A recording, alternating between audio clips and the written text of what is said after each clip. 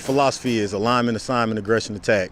We use 4 A's to talk about those deals there. Everything you do, you got to know where to line up. That's your alignment. Next thing is assignment. You got to know what you're doing when you get there. Aggression, you got to be confident in what you're doing every day that you're doing it. We use that motto. We meet twice a week with our player development team, and we build confidence and leadership in those kids that way. I mean, it's my first year this year, and, you know, the past few years obviously haven't been the greatest, and I saw that, and I was like, you know, I feel like I can come around and change it here and change the culture, so I just wanted to help with that, and it means a lot to me to just help this team get to where it needs to be. I feel like my teammates probably say the same thing. Coaches say, I'm very hardworking. Probably goofy, though. I make everybody laugh, just try to brighten the moment when everybody down. It means a lot. I've played a lot. I've played for the past few years. I love my coaches, and I would like to get like better team chemistry with my teammates and pull off some wins. That's the most important. I want to win some games this year. For me, it's trying to build on to something and leave kind of an impression on the school for after I leave.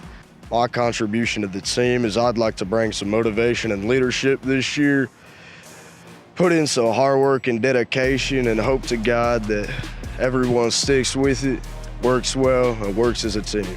Man, at the top of that pyramid, the acronym is WIN. So we're doing what's important now. We preach it, we say it, it'll be on the back of our helmets. That's beating ourselves up in practice, that's getting here a little early to take some nutrition in the weight room. We're gonna do what's important right now to get us to that ultimate goal on Friday. I hope that as a team, we can work together this season and become better and give it our all, and hopefully with a couple wins, with some help from like our O-line and D-line coaches, and just play hard. I've never made like a district game. I've never won at least one district game. This year I want to win at least one district game. That's all I've wanted to do my football career, is win like 1 to 3 district games and move up. I'd say dream big, so, you know, I'd say state championship.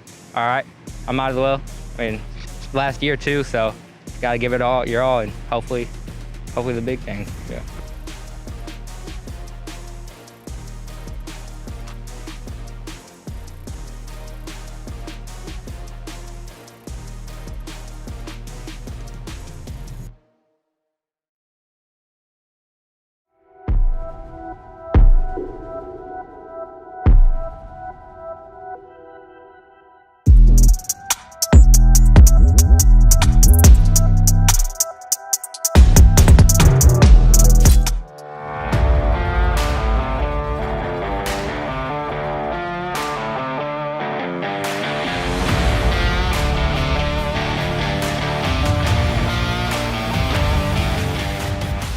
I think it's more than just being a better athlete. I think it's about making you a better man.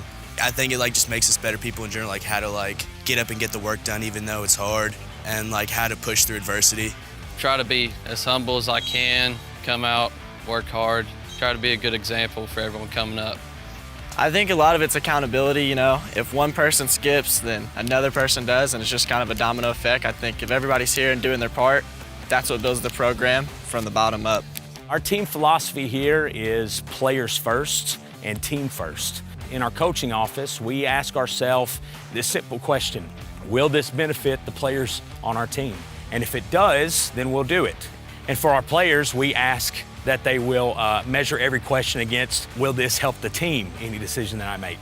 And then we base that off our 5 core values of hard work, embracing competition, accountability, relentless effort, and toughness. And when you put those together, that is an acronym for HEART, and that's what we want to play with, a lot of heart.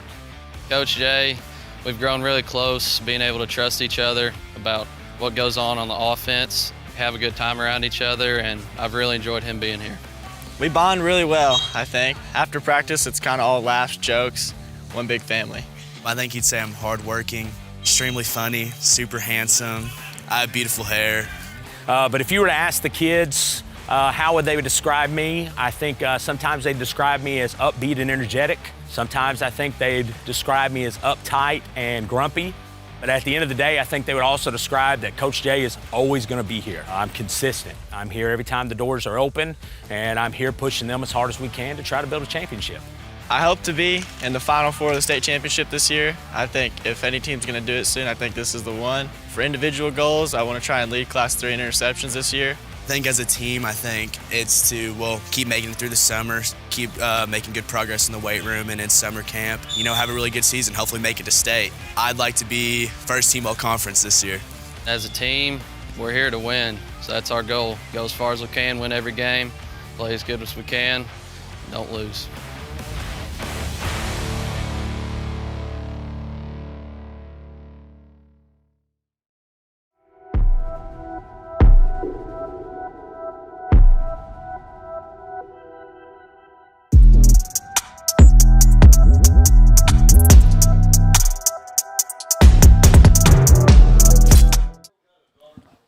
Good evening and welcome to another season of Southeast Missouri High School football on Aycorp Sports.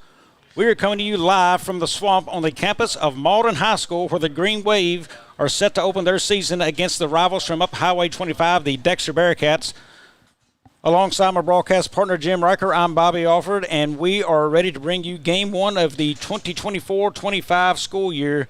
Jim, it is good to be back in the booth with you for yet another season. Bobby, same thing here. The Jamborees last week got everyone really excited, I think, and now it's time for these young men to strap on their helmets for the real thing. Should have an interesting matchup tonight. Dexter's coming off an outstanding 6-3 season, a loss in the regular season only to a very talented New Madrid County Central team and to state champion Park Hill Central. They lost a heartbreaker to St. Jen in the state playoffs in their season. Malden, on the other hand, really in a rebuilding mode this year with Coach Tristan Pulley. He's looking to create some excitement around a program that has gone from consistent deep runs in the playoffs to one that's lost 23 straight games dating back to October of 21. But Coach Pulley seems to have created that excitement among the student body, as this year he's got 40 players on the roster for tonight's matchup.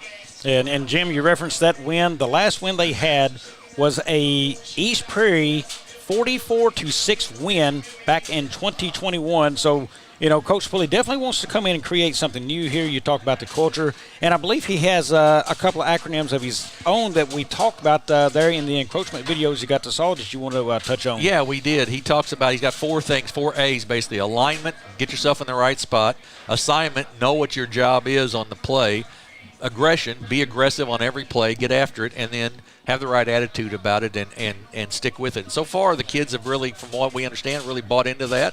And they, largest number of players that Malden's had in a good while. So, and they're sort of going to be led by a new quarterback in Miguel Redfoot.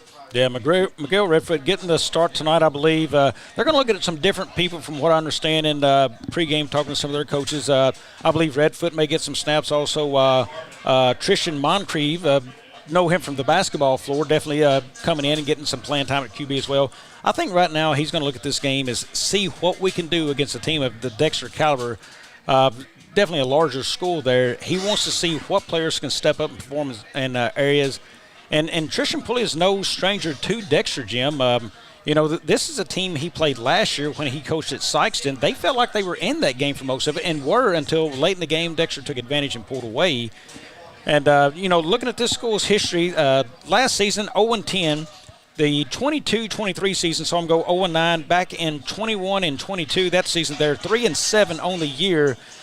And, tough times in the past, but they are really looking to build on this team in the future. Yeah, and this really has been a pretty good rivalry over the last since about 2010. It's been 8 wins for Malden, 7 wins for Dexter. So, it's been a pretty even matchup. At one point, Malden really had Dexter's number, I know. The last couple of 3 years, it's been Dexter handling Malden, but it's been a pretty even matchup. Now, the Bearcats, on the other hand, they graduated 13 talented seniors, but they return a bunch. Yeah, Jim, there will be no shortage of saying seniors for Dexter this season. As we will take really quickly on the screen there, you see captains for tonight's game: number 16, Jackson Howard; number 12, Nolan Alford; number 66, Peyton Hartline; and number 22, that is Logan Pullum. And for the whole team, Greenwave, captains are number 11, Miguel Redfoot; number 5, Stephen J. Jackson; number 1, Tylen Mathis; and number 64, and that is Hayden Broom for the Greenwave.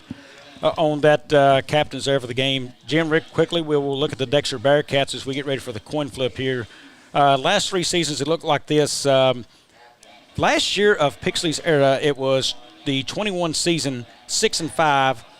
First year for Jameson, 4-6. Last season, 6-3. He's on the ascend up, and I can tell you there's a lot of folks around who's thinking maybe close to a lot of wins and that round number in that loss column if Dexter can do what they feel like they can this year. Yeah, they like I said, they've got a lot of kids back.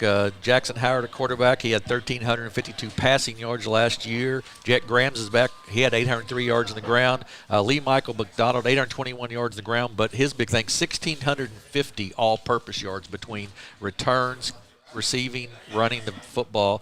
Nolan Alford back. He had 211 yards in receptions. Logan Pullum, 369 yards in receptions. And defensively, I'm excited about the defense for Dexter too, Bobby. You've got 2 leading tacklers from last year. Nolan Alford, who 13.5 tackles for losses last year. Jason Havoyevich had 6.5 tackles for losses last year. Lots of good talent left. And the other thing for Dexter that I think is really standing out to me is the numbers they have. 63 kids over there. Now, I don't remember the last time there were that many kids on the sideline. Now, I know there's a number of freshmen that won't play probably tonight, but still, lots of kids, and that lets you play both sides of the football. You only have to play offense or defense more or less. Maybe just 2 or 3 kids not doing that, and that keeps you fresh during the course of the season. Keeps you fresh, and of note, I believe Coach Jameson will play about 3 kids both sides of the ball. Nolan Alford, he will play both sides of the ball. He'll be one of the wing tees and a kind of a Leo position of an outside linebacker or defensive end. Logan Pullum, same thing. He'll play tight end. He's another kid, a first-team all-conference last season as a tight end. Matter of fact, he's done that 2 years in a row with tight end. He returns a familiar position there. Also an outside backer on defense. Devin Turnbow, he will switch out some with Alford, I think you'll see tonight. And those kids are going to get looks to keep them fresh on defense. He's going to run that wing tee, also a corner. And Landon Anniser may get some looks both on the offensive and defensive lines. We'll see what Coach Jamerson decides to do. But anytime you don't play very many kids on both sides of the ball, that's a win, Jim. Absolutely. And with the, as I was driving down, I checked 87 degrees, heat index at 92. That's probably cooled off a little bit because the sun's gone in, but still it's hot out there tonight. Everybody knows that. So the more rest a kid can get during the course of the ball game, the better off you are. Here we are looking to see who wins this coin toss. Jim, I will let you cover the officials here after we get this. It looks like Malden Greenwave has won the toss and they elected to receive. So they will get the football first, as Jamerson generally likes always receiving second. I'm gonna give you that first name because you said you had it.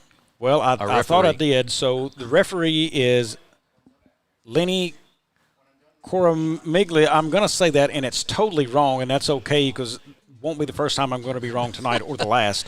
And then we've also got Chris Russian, Jim Vaughn, Ben Godwin, and Cale Williams out there. And we are about set for kickoff here. Dexter will be kicking off, and I believe it will be Parker King that will be doing the kicking duties for the Bearcats.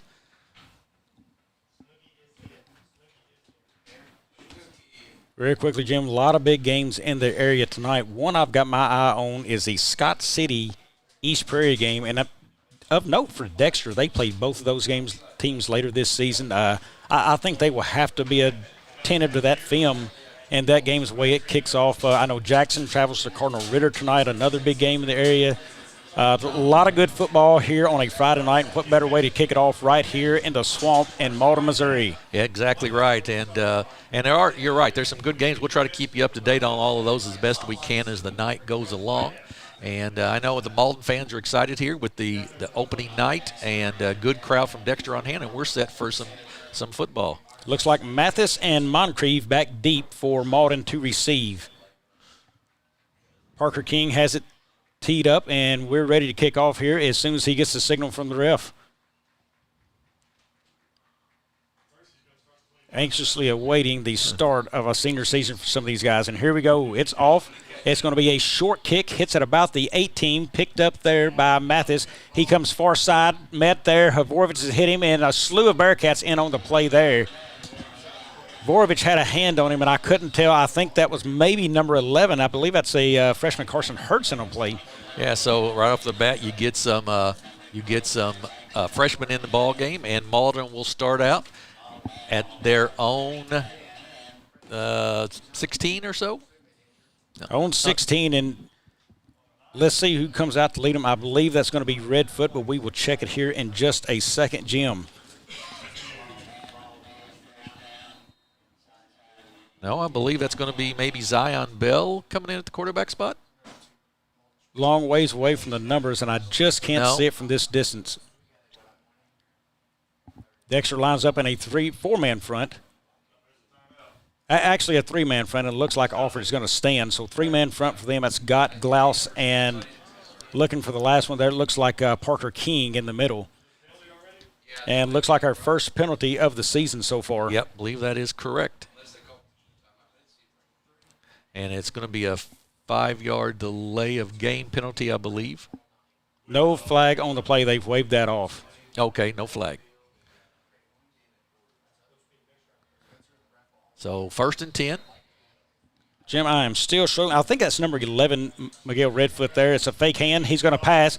Then missed there. Alford takes him down for a short loss there on the play. So looks like it'll be a sack. Nolan Alford, maybe first one of the season there. And I believe that was Dontrez Dobbins, number 10, that carried the football. Dobbins it is, yes. The uniforms are a little tougher to see from this angle when he was bent over. So yes, Dobbins got the start tonight at quarterback. Dobbins back there again, trying to check the number on the running back as well. I know it's got a 2 in it, but I will get that for you here. Here's the hand, goes inside of Mathis. There's Alford again on the play. Alford and Glaus on the tackle as well. Jim, I can tell you, we said it in pregame, but the name Nolan Alford is going to be said a ton tonight on defense. Already 2 tackles in 2 plays. Yeah, absolutely. They've run to his side, and he's made a tackles for losses, and it's now 3rd and about 12 as we're on the first series of the ballgame. So 3rd and long, passing situation possibly for Malden here. Here's the play. It's going to be a pass rush for Dexter. Again, Alford pursues hard, and he's going to take him down. Again, Nolan Alford, his 2nd sack in 3 plays of this football game, Jim. And it's going to bring up a 4th down. Good pursuit there by Nolan on the defensive side of the football. And the quarterback, really, Dobbins, didn't have much of a chance to even look downfield, and it's going to force a 4th down punt. Dexter should get the football in great field position with Lee Michael McDonald back deep. McDonald, number 7, as you noted in the pregame, his all-purpose yards, most definitely, I don't know about all of Missouri, but in this area, the most dangerous return man we've ever seen. This kid has been able to put the yards out there like crazy when he gets the football in his hands. Waiting on the snap. Here it is. Kick is away. It's short. Dexter just needs to clear. Get away from it. Yep. They do, and that is going to be down at about the 36-yard line. Flag is on the play, though. That is the far side over there on the sideline. We'll get the play on that. I believe it may have been procedure, but we'll see what that call is going to be. But a very short punt, as you said, of about 17 yards or so. Well, senior Jackson Howard will lead his team out on the field. Jim, I believe you had some stats on him pregame there. If we can get to those real quick. He had 1,352 passing yards, 13 TDs last year, and he's got a good receiving core. I mean, he's got about 6 or 7 kids who can catch passes, and that could really play well. Yep. Of note, this is Lee Michael McDonald to the bottom of the screen, number 7. All the way to the top is Langston Warnick, sophomore, getting his first start in varsity action here tonight. Jet Grams, you're back. Here's Howard. He's going to pass first play. He looks deep to Warnick, and it is going to be caught. It is down, and touchdown, Dexter. Nope, out of bounds at about out of bounds. 2 or 3. It looks like he's going to have stepped out there, but nice completion there. Jackson Howard just steps right back. He had all sorts of time. Step right back. Warnick, the sophomore, gets involved right off the bat, and it's 1st and goal for the Bearcats. Well, Jim, right away, what I see from Howard, already the improvement right off the first play. Last year, he was late getting the football out some. That thing, as soon as it hit his hands, he looked, identified, and he put that thing on the money. Beautiful play by Howard. He's got Warnick to the bottom of the screen. Everybody else pulled in tight right here for the Bearcats. Here it is. Hands goes up the middle to Grams. Touchdown, Jet Grams, and the Bearcats are on the board, Jim. Grams with that he's there was a Rock'em Sock'em, I think is what one of the articles in the paper talked about. And Grams, he's a load to bring down. If you got 2 or 3 yards, he's a load to bring down. And the Bearcats lead 6-0 right off the bat here, and Parker King in to attempt the extra point. And this is an area, Bobby, we were going to talk about the kicking game.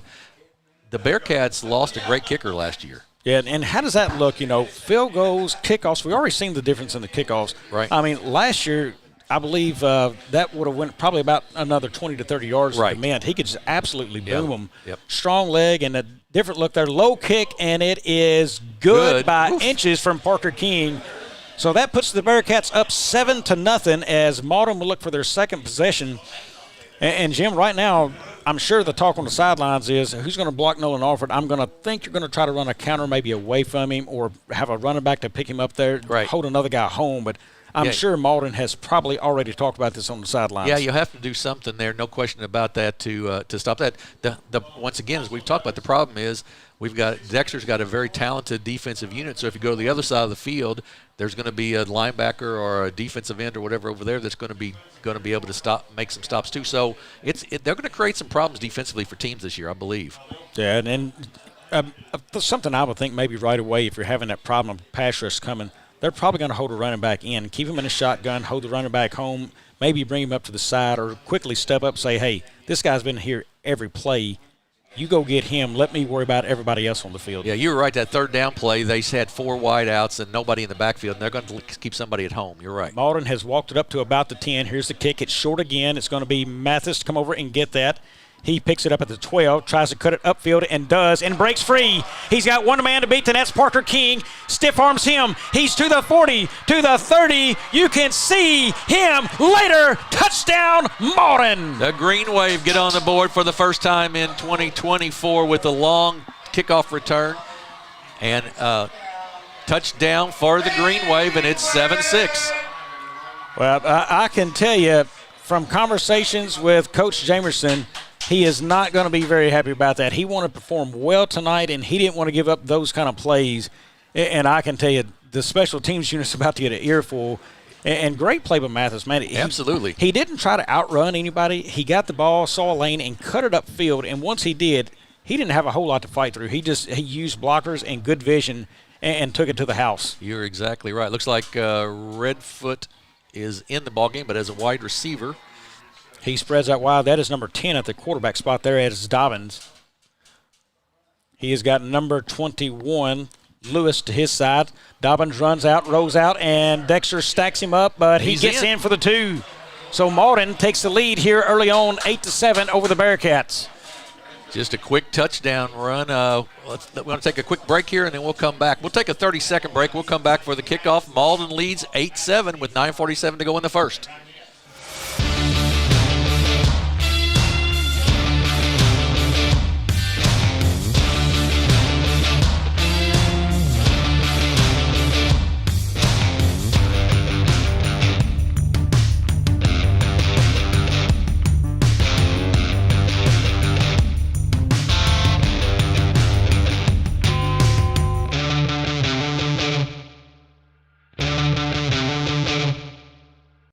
Welcome back. We are set for kickoff. It looks like Dobbins will be doing the kicking job there for Malden as they get ready to tee that up. McDonald will be your deep man for Dexter. Also has, looks like number 1, Jackson Miller to the bottom and Langston Warnick to the far side of the field over there, 24. So up man, I can't read that. That may be Houston Neely. Lots of speed back there for the Bearcats. We know that for sure. A lot of speed, but I tell you, the Bearcats better learn how to contain Mathis on that kickoff, or it will be a long night for them there. There's a pooch kick. Goes out of bounds, so the Bearcats will get the football. Yeah, they will take the penalty spot instead of the penalty of the 35-yard line, move it back 5. So and back again is Howard on offense. I say, Bobby, once again, both those demonstrations there, how important that special teams and the kicking game is. I mean, a sharp kickoff by Dexter, Mathis runs it back. A pooch kick there by Dobbins goes out of bounds. Dexter gets it on the 45-yard line. That's a huge difference in the ball game right there, all the way around. Huge difference. There is a false start shown. It is going to be denied. 5 yards, right? 5 yards up. So it's either re-kick it or 5 yards. 5 yards, right. And Dexter definitely took the 5 yards on a short kick. Right. So they started at the 49-yard line. Dexter back to their familiar wing tee. Grams to the side of Howard. Alford at the top. McDonald at the bottom of the wing tee. And Warnick all the way by himself in one-on-one coverage at the top of the screen. There's McDonald in motion. He's got it. He looks for Lane, has it, kicks it outside now. Now down to the 40, to the 30, and McDonald may take it all the way, and he is going to go touchdown Dexter. Right there again, Jim, we have seen a couple of offensive plays from Dexter, and they're explosive plays right now, and they are chunking out yards in a hurry. They are. That's a 49-yard touchdown run by Lee Michael McDonald, and he just made one cut, and he is so fast. Once he got around the corner, there was nobody who could get an angle on him to stop him, and it's a Dexter lead now, 13-8. A couple of clean blocks, and McDonald only needs a little room, and he showed it there and just took off and left everybody. Bearcats will go for 2, it looks like, as Jackson Howard stays in the ball game. So interesting move right here, Jim. So the first one, they barely got the kick over. Is this something Jamerson wants to look at to say, I want to see what we look like in two-point conversion, tries 2 up close, trying to figure out his season early on here. Yeah, or to get up by 7, either way, but you're right. And with Jet Graham's back there, maybe not a bad choice. Power package in, Havorovich and Grams. Here's a hand, goes to Grams up the middle, and he is going to be in for the two-point conversion. So Dexter back on top now by 7, 15-8. Folks, we've had a lot of quick action. We're going to take another 30-second break, be back here on Aycorp Sports in a few.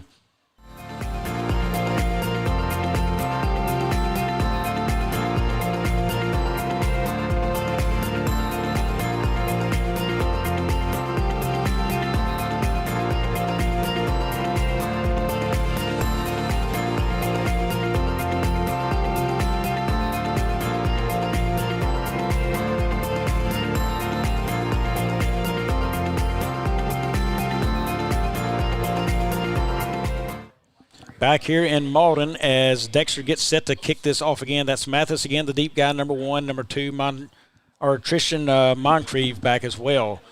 We will see how Dexter wants to play this as Parker King tees it up, gets ready to kick off again. Here we go. He kicks it. Low liner this time. That is caught by number 11, and he is up now. And Redfoot gets it up, and he has taken down about the 39-yard line. So you may see a strategy change coming already from Dexter, too. Don't kick it high, kick it low. Yeah, it could be. It looks like Carson Hurt and Baron Greer in there on the tackles maybe for the Bearcats. And Malden will take over 1st and 10 on their own 39-yard line. Good field position for Dobbins to start at the quarterback spot. Yeah, Dobbins back out. He is the man at quarterback. A little bit of a wing formation here. That looks like Zion Bell maybe. You remember the big guy down low, the freshman last year, sophomore this year. Good-looking athlete. He is pulled in tight to the line to help out there. Here's a play offered again. Jim, that is 4 plays on defense, and he's got 4 tackles already in this game as he takes down the running back, number 21. That is Devin Lewis. Caleb Gott assisting there on the tackle, so 2nd down and 10 for Malden, and they're struggling offensively. They've got their touchdown, of course, on the kickoff return, and they're trying to figure out how to get something going offensively. Well, they will quickly note the speed Alford's getting off the edge right there, and they've got to stick help over there to stop him as he now flips. He's always strong side, it looks like there. He flips over, except this time the running back's on the other side of him. Pass play, he rolls out. Going to throw it deep. He's got a man in coverage, and it is incomplete, and they're going to throw the flag. Yeah. And it's a most definite flag. Miller was behind him in coverage. Pass intended for number 80, Eli Beckett. Yeah, that's a pretty easy call for the official, though. He was behind him and trying to reach over him to knock it down, and anytime you do that, you're going to get pass interference, no question. Well, smart play from Malden. They rode away from the side Alford's at. They cleared the quarterback, gave him time, and he had a man deep there. Good shot, one-on-one coverage right there, and ball underthrown, so the receiver adjusted back, and Miller was just left right behind him there for the penalty. So we've got a 15-yard penalty coming up here, and we'll be 1st and 10 for the Greenwave inside Dexter territory for the first time on offense from the Dexter 46. Well, we will see how Dexter adjusts on deep plays right there. You know, they're fine up front, but, boy, you don't want to start giving up plays like that throughout the night, Jim. Dobbins back again. He puts – and that's Mathis, and that could – nope, no procedure. Reset. Here's Mathis. He comes in motion now. Here's the snap. Dobbins fakes hand, pulls near side, and he's up the field, and good yards there. He's taken down by Jackson Miller on the play. Good opposite short side of the field run that time. Miller with the tackle from his safety spot. And the Bearcats did lose a couple of good safeties last year in Farmer and Williams. Yeah, so, a lot of speed, a lot of experience they lost there. Right. And, that's one thing I noted with Coach Jamerson. I was talking to him before the game is, what to expect out of these young guys. I told him, I said, I don't know how much they'll be able to throw deep tonight, but they just did. But something you definitely want to pay attention to is it's Neely and Miller back there, both getting starts this season as both sophomores and juniors there. Here is a play. Number 2 goes outside, and he's got a lane hit there by a couple of Bearcats, though. Stand him up for a loss. That is Hrvojevic in on the play. And Connor Hill, I believe, as well from his linebacker spot. So it's going to be a short loss of about a yard. It looks like Connor Hill, I think, from the PA announcer, got the credit on the tackle there as he was the first man to meet him. So it's going to be a 2nd and 11 for Malden. Ethan Glaus, Parker King, and I believe Caleb Gott. Caleb Gott up front, yeah. Gott in the encroachment video there. Very funny guy, had some good lines in that. Love his personality.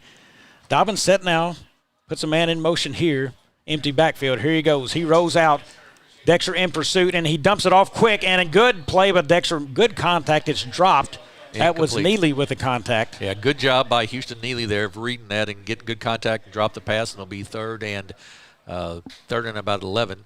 Have to believe that Malden is probably in 4-down territory here inside the 40-yard line.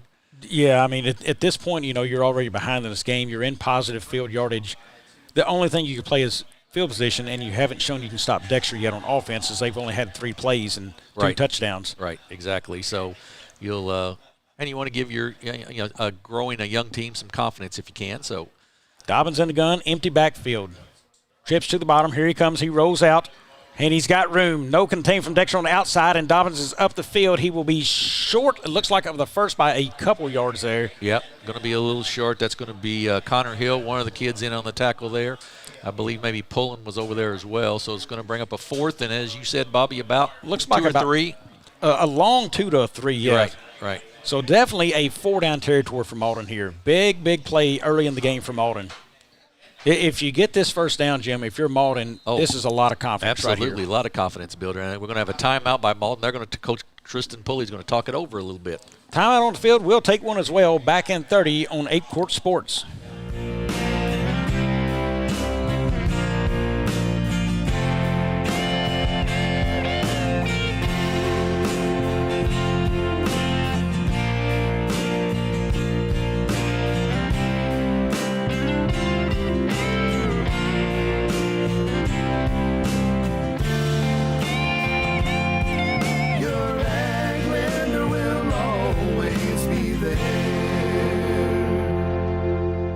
Back here in Malden, situation sits. It is 4th and, Jim, I can't see the board there. 4th and it shows,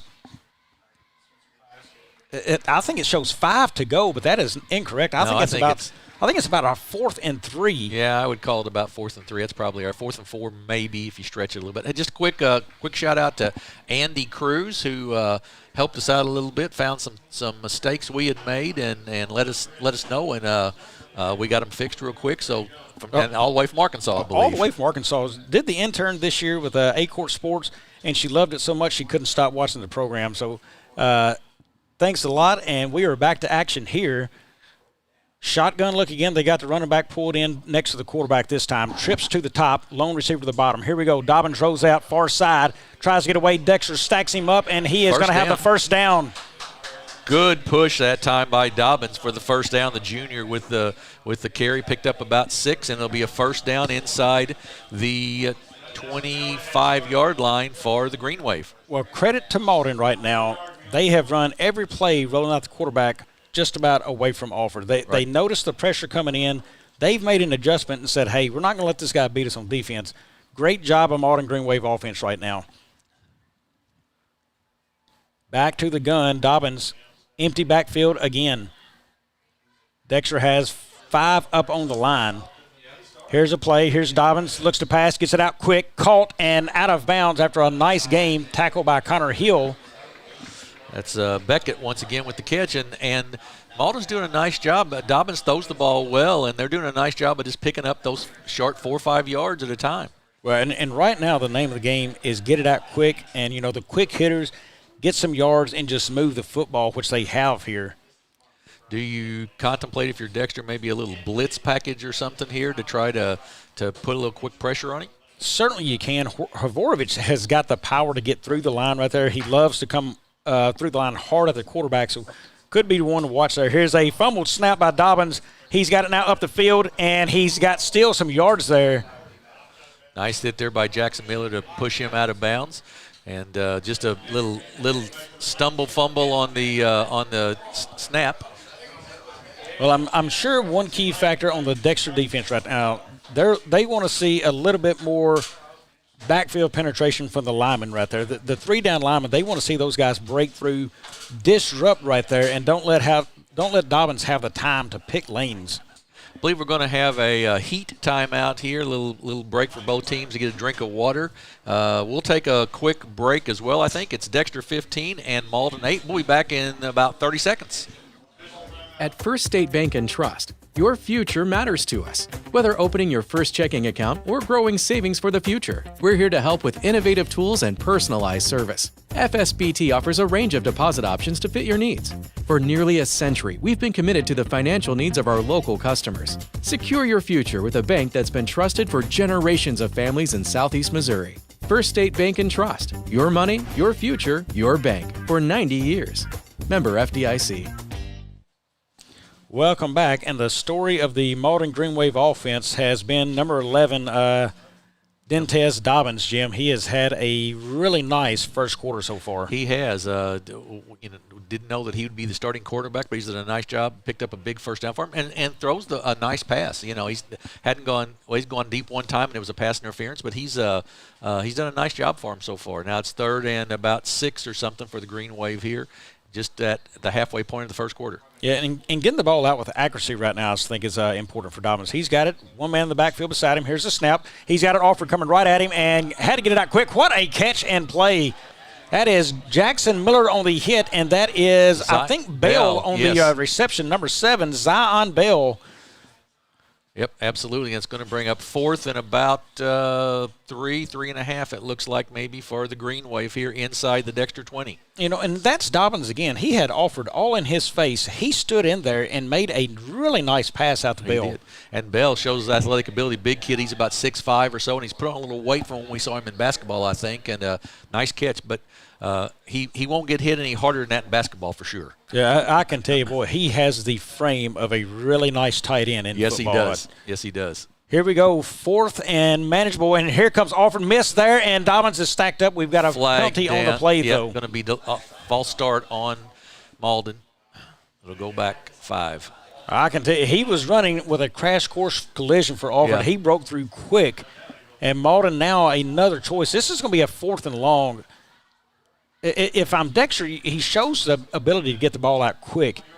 Maybe the edges both have to come this time. If I'm Dexter, looking to adjust, don't let him escape on either edge. Bring pressure from both Alford and Pullum maybe. He has really liked the rollouts right here of late in the first quarter. Trips to the bottom, 2 wide to the top. So empty backfield, puts a man in motion. It's Mathis. Here we go. He rolls out, keeps it, and Dexter can't stack him up there. Missed tackles, and first down Dobbins. Good job by Dentrez Dobbins once again to pick up, we believe, the first down here. He had to have 9. Houston Neely on the tackle for the Bearcats, number 9. I believe he's inside that 15, which would be a first down. It is really close there. Let's see if they call the change to move them. Here we go. First down, Malden. First down, Malden. Good job by Dobbins. Dexter had a couple opportunities to wrap him up there, didn't do it, and Dobbins is showing a lot here for the Greenwave. Well, Dexter tried to tackle high and slid off of Dobbins, and he made him pay for it. Big first down. That was a 4th and, about 8 or 9 right there for Dobbins, and he got away from that and got the first. Now we've got, what have we got here? Trying to figure out the chains, I believe. They moved the chains back to their original spot. I think they're trying to get the correct marking on the first down. Yeah, I think that's probably right. And maybe it was from the sidelines, Jamerson asked for a measurement. I'm not really sure which one they're doing right there. So they reset the chains, it looked like. So the white hat there is talking to Jamerson, and Now it's a first down. Yeah, but here we go. Yes, first down for the Greenwave. And it looked like they had to get to the 15, and they were just inside of that. So here we go. Ball lies at, we're going to call it the 15, and first down Malden. Dobbins gets the snap. He looks, throws it toward the end zone, and it is picked off. Connor Hill with a pick there. He gets it upfield, and he is going to be taken down by Malden's lineman there. Number 65. What a hit by him. That is Keontae Carter. Big time pick, though, and Dexter needed it from Connor Hill. Big turnover for the Bearcats there as Malden, really a nice drive down the field. But Connor Hill with the steps in from his linebacker spot, interception. And Dexter will have the ball 1st and 10, and now we'll see if Malden can play as well defensively as they have offensively and get a stop on the Bearcats. And, Jim, I watched that replay. What I saw there was he was looking for a guy to slant. A lot of Bearcats within the middle of the field. Not a lot, but he was looking for the slant, and it looked like the route got cut off, and it was an easy pick there for Dexter. Here's Howard in the gun. He's got it. Alford in motion. Hands to Alford. He's going to go far side. He's got room to run now. First down yardage. He's got more. Breaks away into the open field to the 40, to the 30, and tackled there as a large first down, Nolan Alford. Have yourself a first quarter. Big first down for Nolan there, and a big run. And give the offensive line and the wings on that side some credit there. Great blocking, and then Nolan's speed just turned the corner and got the big pickup down inside the 30-yard line. And we're going to have a timeout by Malden, I believe. Jim, I can tell you, Alford didn't have to worry about a whole lot until the tackle. I mean, right. That thing was taken care of beautifully. The offensive line that he got blocking downfield from Warnick too really opened up that play for him to get a large first down. And again, right now, from a defensive standpoint for Malden, they can't stop the big play. Dexter can't stop the short plays right now. Right. Malden can't stop the big plays. That is very true right now. And you just brought up something there with talking about Warnick with the block. That wing T and getting outside like that, a key to that is a lot of times is how well that wide receiver out there blocks, isn't it? It is. We saw that last year. Alford was out at the wide receiver for Dexter, and he blocked downfield. I believe right. Somebody had made a comment, I believe it's Brian Becker on Facebook, about downfield blocking from him. Right. And it just goes to show you what guys, when they do their job, does for the other guy running the football. You don't always get the credit, but I can tell you Warnick really helped out there as well. But the offensive line getting out in front, Logan Pullum also on that side. He gets downfield and blocks. Right. And Logan becomes part of that offensive line from a tight end position sometimes. But again, Dexter's just moving the football at will on offense. The only thing it does is keeps their defense on the field a lot. Right. Here we go. Howard back in the gun. He's got Graham to his left. Warnick to the bottom of the screen here. Dexter pulls it in tight with Turnbow, his first action, and that is Pullum there. He gets the ball, comes up, got blockers again in front. Good stiff arm and out of bounds. Light contact out of bounds. There's no penalty on that. That was accidental more so than anything. Nice block downfield there by somebody. I didn't see exactly who it was for the Bearcats, but a good pancake block there. They're going to pick up. Is there a flag on the play? There is a flag on the play. Face mask on Malden. So that will add to the end of the run for sure. Yeah, 5-yard penalty. That's going to be enough to get Dexter right at the marker there if they don't have it. Yep. Looks like 2nd down and 1 for the Bearcats now after the penalty. 5 minutes to go here in the first quarter. Well, 2nd and 1, you've got to think this is probably Jet Graham's territory right here. Big 230-pound back, and here it is. Goes 2 Grams up the middle, and he's going to get the first down there. He certainly will, and that's an example of how strong Jet is. He got hit sort of in the backfield there and just sort of bounced off and picked up still about 5 yards on the deal. Jet pounding back, he's not going to win many foot races against other teams, but right. He is so big, he doesn't have to win a foot race. You've really got Alford, McDonald, and Turnbow are the guys that are going to win the foot races. Right. Jet just needs to be the guy who really punishes the offensive guys, the linebackers, the linemen. And I think he really comes alive in that 3rd and 4th quarter when that defensive line's a little bit tired, too. It really is a great time for him. Here it is. Fake there. Goes to Turnbow up the middle. Nice run from him, and Turnbow is down near the goal line, waiting and saying I have not seen the touchdown signal yet. So touchdown now from the white hat. I think I see it. That was was it? I have not seen a signal. Yeah, nope, down on the think so. No, I think that's going to be for the extra point. That was not a big signal, but I believe on the scoreboard we've got a touchdown up there, so I think it was a touchdown by Turnbow. Yeah, I was looking at the official on the far side. I thought I saw him hold up the sign, Jim, for the touchdown. So Turnbow now gets his first carry of the game and a touchdown. And that was one of those little pitches up front, whether you call it a pass or a run, either way. It's kind of a shuttle pass there. Kind of a shuttle pass, right. Here's Howard in the gun, puts a man in motion. He's going to roll that out. He's going to look, take it himself, and trying to get in, and does. 2-point conversion is good. So Dexter now goes up 23-8 here in the first with 4:26 to go. Nice offensive series there by the Bearcats. Just a big run by Nolan Alford gets it down the field, and then they just sort of do what they do. Jet Graham with a couple runs and a nice little shovel pass, and lots of. I think what it's showing is Dexter lots of weapons. You've got Nolan Alford, you've got Lee Michael McDonald, who we haven't seen a ton out of yet tonight. You've got now you've got Devin Turnbow, who can run the football. Logan Pullum, first team. Right. All district or all conference tight end there, and he hadn't got anything past. It's a run play he's had. Right. Wernick on a touchdown catch earlier on. So lots going on here for the Bearcats. And the secret weapon coming to this game from Malden has been Dobbins. Yes. Dobbins has got to talk about, the guy to watch this season. You know, if you're a Malden Greenwave fan right now, your hope right now is the name Dobbins. I mean, he has shown you a lot. Now, they want to start putting together some more pieces of that offense, but, man, he has been really fun and creating everything he's getting out there. Short kick goes out of bounds. So we will see what Malden decides to do with the football. Goes out of bounds. Do they take the 5? It looks like they will as everybody's running off the field to change out personnel. Yeah, I think they'll take it up at the 35 and take it first down and 10 there. And we'll continue. We'll see now if Malden continue that offensive.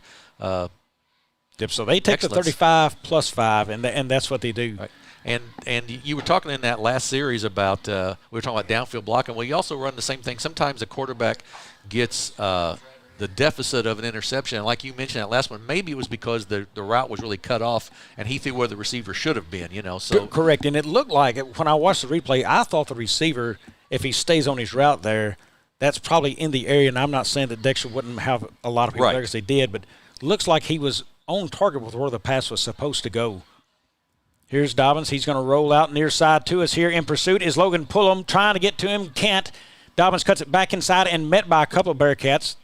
Neely in on the play. Christian Wirtz, and also looks like Jackson Miller in there. Yeah, so the safety's in on that tackle, and it's a pickup of about 2 on the play. I'm going to give a quick shout-out to my buddy Kanan Lovelady. He was over at the house today. I told him I'd give him a shout-out. He's at home with Mom and Dad watching tonight, so I hope he's enjoying the Dexter lead early on. So 2nd and 8, ball lies at the 37-yard line. So slight improvement there from Dexter. They did let him get free on the edge, but they didn't let Dobbins get loose there, and that's good. They contained, if you're looking from that standpoint of defense. Here comes a ton of people, and long pass and incomplete. Good coverage by Turnbow, had position. Well, you asked about the blitz earlier, and that was Turnbow straight up the middle. He also had Pullum Hrvojevic come in there. Also, Pullum, and I couldn't get the other one. It may have been Caleb Gott, but a lot of Bearcats in there on top of him. Well, and you mentioned Jason Hrvojevic, big kid at linebacker, and he loves that, come up that middle, straight up that middle, and did a really nice job there.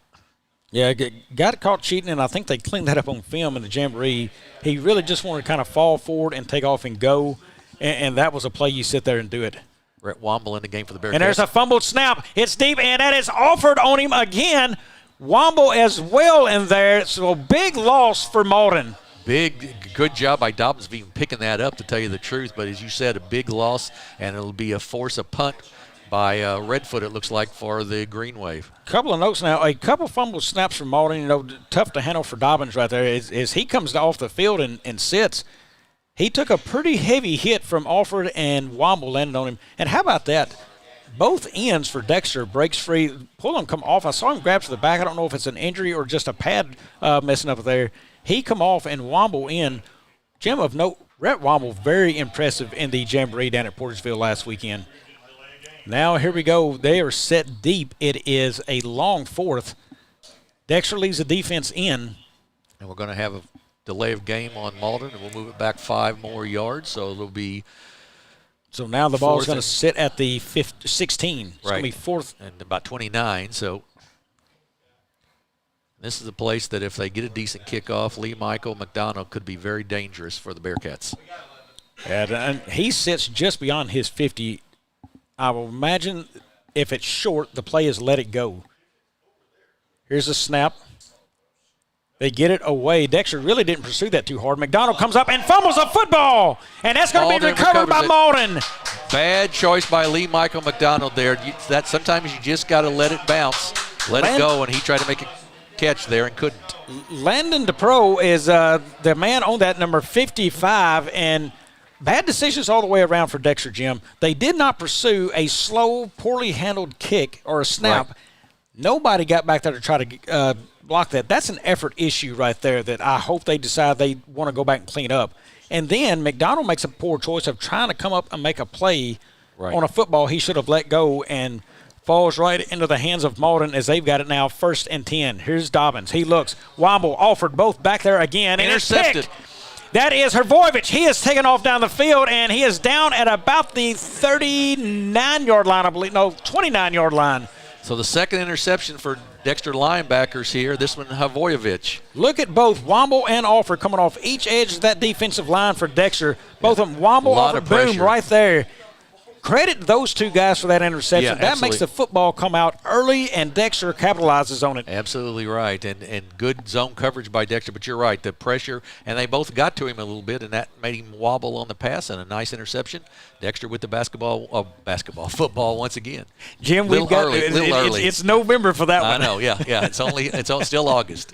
But I can tell you, Aycorp Sports is going to be heavily involved in basketball this year, folks. It is going to be a tremendous year of basketball. Well, we've got a lot of football. We got a lot of football. Here is Howard. Hand goes up to middle to Grams. He breaks free and runs over a man there, stays on his feet, and inside the 15 now to about the 14. Man, that's a punishing run right there now, I'm just telling you. That's grown man football right there, Jim. That is grown man football. You're exactly right. Jet Graham's really with the punishment. You see here on the replay, Jet just takes it up the middle. Great job by that offensive line, and then he just runs over the safety there. Yeah, he was running with all 230 pounds straight forward. Redfoot that I know it's his first year, I think, to play football, and he might be questioning that decision after that hit. That was a big one. He met the red helmet there, Jim. Howard back in the gun, pistol formation, Grams behind him. Here's McDonald in motion. That is going to Grams up the middle again, and Grams is going to rumble on down to about the 1-yard line there as he is taken down. Well, I think it's only fair that he gets the ball one more time, don't you? Yep. With these two runs. Ball was set at the 1, so first and goal to go for the Bearcats. I want to mention, too, when you talked about that Landon Depro that made the fumble recovery a while ago, that's a freshman. That's one of those many freshmen that they've got on this team that Coach Pulley's trying to build behind, so good for them. Yeah, one of the coaches told me before the game, they're not going to play a ton of the freshmen tonight, and in good reason. You don't want to expose them too early, but nice to see a freshman get on the field and make a play early. Howard in the gun. He's going to pitch that to Turnbow. He tries to turn it up and gets it in. 2-point conversion is good. No, that's the touchdown. Oh, it's touchdown. I'm sorry. Touchdown for Dexter, yeah. Right. I was thinking just the last play. Grams there ran it so hard. Yeah. But so touchdown Bearcats, that takes them to 29 on the board now. We'll see if they decide to go for 2 or kick it. Yeah, I think they'll go for 2. I think that they're concerned about their kicking game a little bit, so they're going for the 2-point conversion here. Well, if Coach Jamerson is trying to send a message to his kicker, message sent right here. I would say. I think he will give him his chance later on in the game if Dexter can continue to score, but he's wanting improvement. And here's a play up the middle, and it is going to be taken down short of the goal line. That was a little bit of a different look for the Bearcats there as they a couple of fakes, and then Lee Michael McDonald does not get into the end zone with it. That was Steven J. Jackson, I believe, on the tackle from Malden stopping that. Well, that is good for Malden. Another note there, you stopped a big, aggressive team from Dexter on a short yardage play. That's another confidence boost right there. As you look for this game, ways to get back in it, right there's a note, hey, you just made a big goal line stand against Dexter right here. Absolutely right. Malden, to be fair to them, too, have got a tough road to hold the first couple games. They play Dexter tonight, and then next week they host Crothersville, who I think is going to be one of the better small school teams in Southeast Missouri this year, probably. As we get a chance later in this game, maybe, Jim, to discuss districts, I can tell you I really like Crothersville in their district. They are probably my pick. They are Scott City, but I really, really like that Crothersville team down there. Parker King kicks it off. That is going to be Mathis trying to come up, picks it up at the 20, met there, and a couple of guys can't bring him down. Dexter again struggles with him. That's Womble, and somebody else cleans that up. I want to say number 5 on the play. Womble in the initial hit, and also number 5 for the Bearcats. That is Baron Greer on the tackle. So Malden will take over there. We're just still in the first quarter, 48 seconds to go in the first. Dexter leads 29-8. Well, right now, Mathis had the big touchdown run early, and Malden has showed promise, and then Dexter's pressure right now could be a game changer. Of note, Rhett Womble back on the field, and no Logan Pullum. Yep. I do not see him, Jim. Maybe you can spot him. You've got the super glasses over there. Yeah. We do not see him, but we will update if we can somewhere. So Malden now, Dobbins back out to the field. He has been their hero of sorts to keep the offense moving. He puts a man in motion. Here it is. He snaps hand up the middle at number 21, and that is met quickly. Looks like Big Parker King there, and I believe Rhett Womble in on the play. So it's going to bring up it's a loss and going to be second down and about 13. And I did not see Pullum on the bench over there like getting taped up or anything. So I think it's just he's getting a break in the action. Yeah, carry was by Devin Lewis for Malden. Loss of, we're going to call it 3 on the play, 2nd and 13 now. And Bobby, you mentioned it. I think Coach Pulley'd like to see somebody else now step up on offense as well as Dobbins. You know, he can't do it all, so they're going to try to do something a little different. Yeah, and that's a situation you love to see. That is well played by Alford. Takes his ankle and look at Bearcats clean him up. Well, you've got to contain. He did, and Dobbins tried to cut back inside, and Alford was able to tie him up, and the rest of the Bearcat defense, Caleb got in on that. In there. Yep, absolutely right. That will take us to the end of the first quarter here in Malden. It is Dexter 29, the Malden Greenwave 8.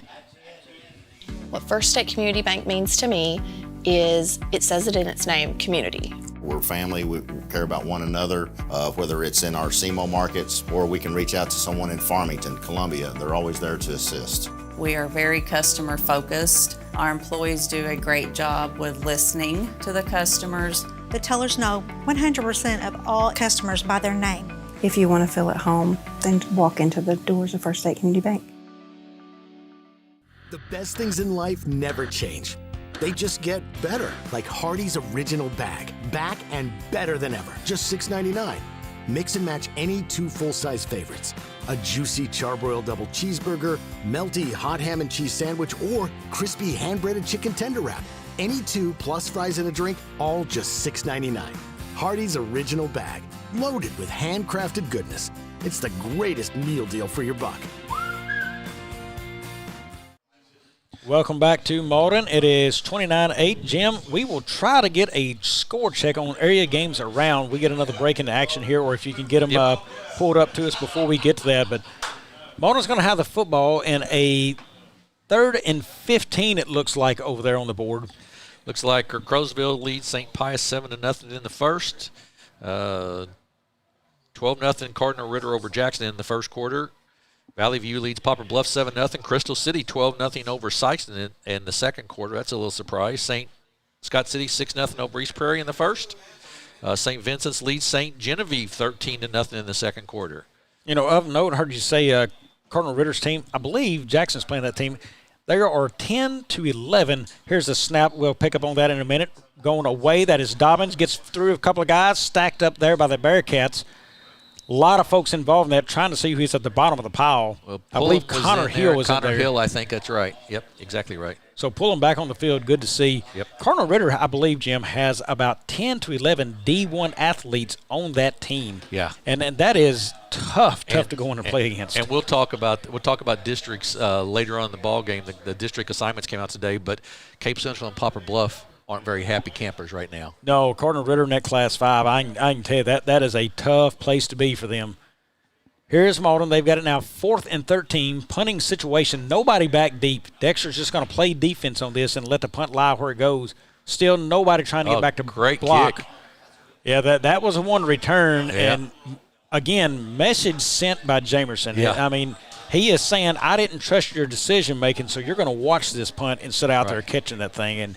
And that would have been a good returnable punt right there. That was Redfoot, I believe, that kicked that probably. Very returnable punt, but a learning situation Right. for a young man who just messed it up earlier. And that if you're not paying attention right now and you're a Bearcat fan, Jamerson is sending messages to kids all over this field of get it together. Yeah, exactly right. So, well, Dexter will take back over Howard. He has not passed the ball much. He's very accurate on the one he laid in the hands of Warnick earlier in this game. I believe his only pass attempt, if I am correct, Jim. I think that is right. It did have the shuttle pass to Turnbow. Right here, Malden needs to make a stop. They have struggled to stop Dexter. They need somebody to step up on defense and make a play for him. This is McDonald in motion. Fake hand there. Here's Howard. He's going to pass that out. Alford's got it. Now up past the 50. Runs up through a tackle, and he has stood up and taken down at the 45-yard line. Again, Jim, Jackson Howard right on the money. He catches Alford coming out of the turn. That's a beautiful pass by Jackson Howard. Yeah, it really was. Drake Bonds in on the tackle. Here it is replay. Look, he comes out and boom, right there. That is perfect timing from Howard. That is good timing. You're Alford exactly never right. comes out and has to look for the football long. As soon as he turns, the ball is right there coming to him. Yeah. I'm talking about beautiful timing by Jackson Howard. He threw it before the break, and that's what you like to see, that a kid can do that, and the receiver's right there. And I said last year, we noticed he was late with the football. Right. Boy, he's been spot on time. twice tonight. Absolutely right. McDonald now spreads top of the screen, Warnick to the bottom. Here's Howard, puts Alford in motion, fake hand. Howard looks to pass again. He's going to throw that out to Pullum again on the target. Pullum's got it, first down and more, and there's going to be a flag on the play. Now Pullum down to about the 20-yard line if it stands. Second time tonight we've seen the helmet come off of Logan Pullum, Jim. Zion Bell in on the tackle that time we're going to have a block in the back, it looks like, from the signal we saw from the official. It is a block in the back, so that will come back somewhat. That's a shame because, once again, though, good pass by Jackson Howard just right in the break. Yeah, and I think it's impressive. I heard a couple of weeks ago, maybe about a week and a half ago, he was very unhappy with himself one day in practice. Just really wanted to be precise with his passes. Wasn't there that day, but boy, he has shown the improvement, and he's getting what he's wanting, the results. Absolutely he has right. been on spot tonight. He really has. He's put it right on. So that ball, after the big pickup, it comes back all the way to the 40, so it'll be first down at about 5 now. And nothing prouder as a coach when you see a kid frustrated about his play and his ways performing, and he digs in and works harder to get those results. I just can't comment enough about that. Here's Howard. He drops back again, looks to pass, steps in the pocket well, throws it down, and it is caught again there. That is number 10. Jim, we will have to get a check on that as well. That's Elijah Ibirin? I believe so. New student to Dexter this year, I believe, coming from Bluff. So that is number 2, Tristan Moncrief on the play or the tackle there. Howard again, man, he puts that thing right in there, stands in well, right over the top of the defense. And that young receiver, the sophomore for Dexter, I noticed him in warm-ups. He's a good-looking athlete. Yeah, but big kid, good frame body. Yes. And Howard puts one right in there to him. So on the night after the penalty, Howard 3 of 3 have passed, and we'll have to get the yardage later at the half. Offered in motion, fake hand. Howard's going to roll out near his side. He throws it over the top, and it is short, but caught by McDonald, and he's going to be down. And the worst pass of the night for Howard is still a complete pass. Well, and that's a tough pass to make, Bobby. When you're going opposite side, you're rolling left and you're a right-hander. That's a hard pass to make. But he completed it down to Lee Michael McDonald, and it'll be first and goal for the Bearcats inside the 10. What I really like about that play too, Jim, he rolls out, Alford's right in front of him. He's got a blocker if he needs it, or if he wants to dump it off real fast, pressure in his face, he's got that outlet too. Right. I love the play, and he also has receivers downfield to complete too. I like the spacing of the receivers for the Bearcats too tonight so far. Yeah, Warnick to the bottom of the screen. Alford and McDonald tucked in tight. Alford in motion. Fake hand there. Howard's going to roll near side. He's looks, got a man, and is caught. Touchdown, Dexter. Warnick with the catch. Langston Warnick, his first high school touchdown, I believe there, Jim. Yep. And just neared it earlier and got one there. Right. And just such a nice job of Jackson Howard that time of rolling out, staying patient with him, and then throwing it to his outside shoulder, so he was the only one who could catch it out there. You see the replay here. Warnick just goes down, cuts out to the sideline, Jackson will roll. If anybody's wondering, can Dexter pass the football? Yes, they can. I mean, boy, Howard has been magnificent tonight. That will change. That changes a whole lot of stuff if Dexter can throw the football a little bit.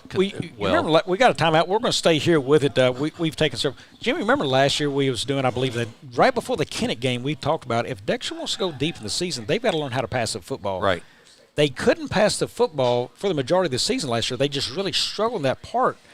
It's good to see, if you're a fan for Dexter, that they're able to do that this season. They're able to put the pass where they want it on time, and guys are just reeling them in and getting yardage on it. And that's at least 4 receivers that have caught a pass. Now, 4 or 5 receivers that have caught a pass tonight for Dexter too. So they're spreading it around.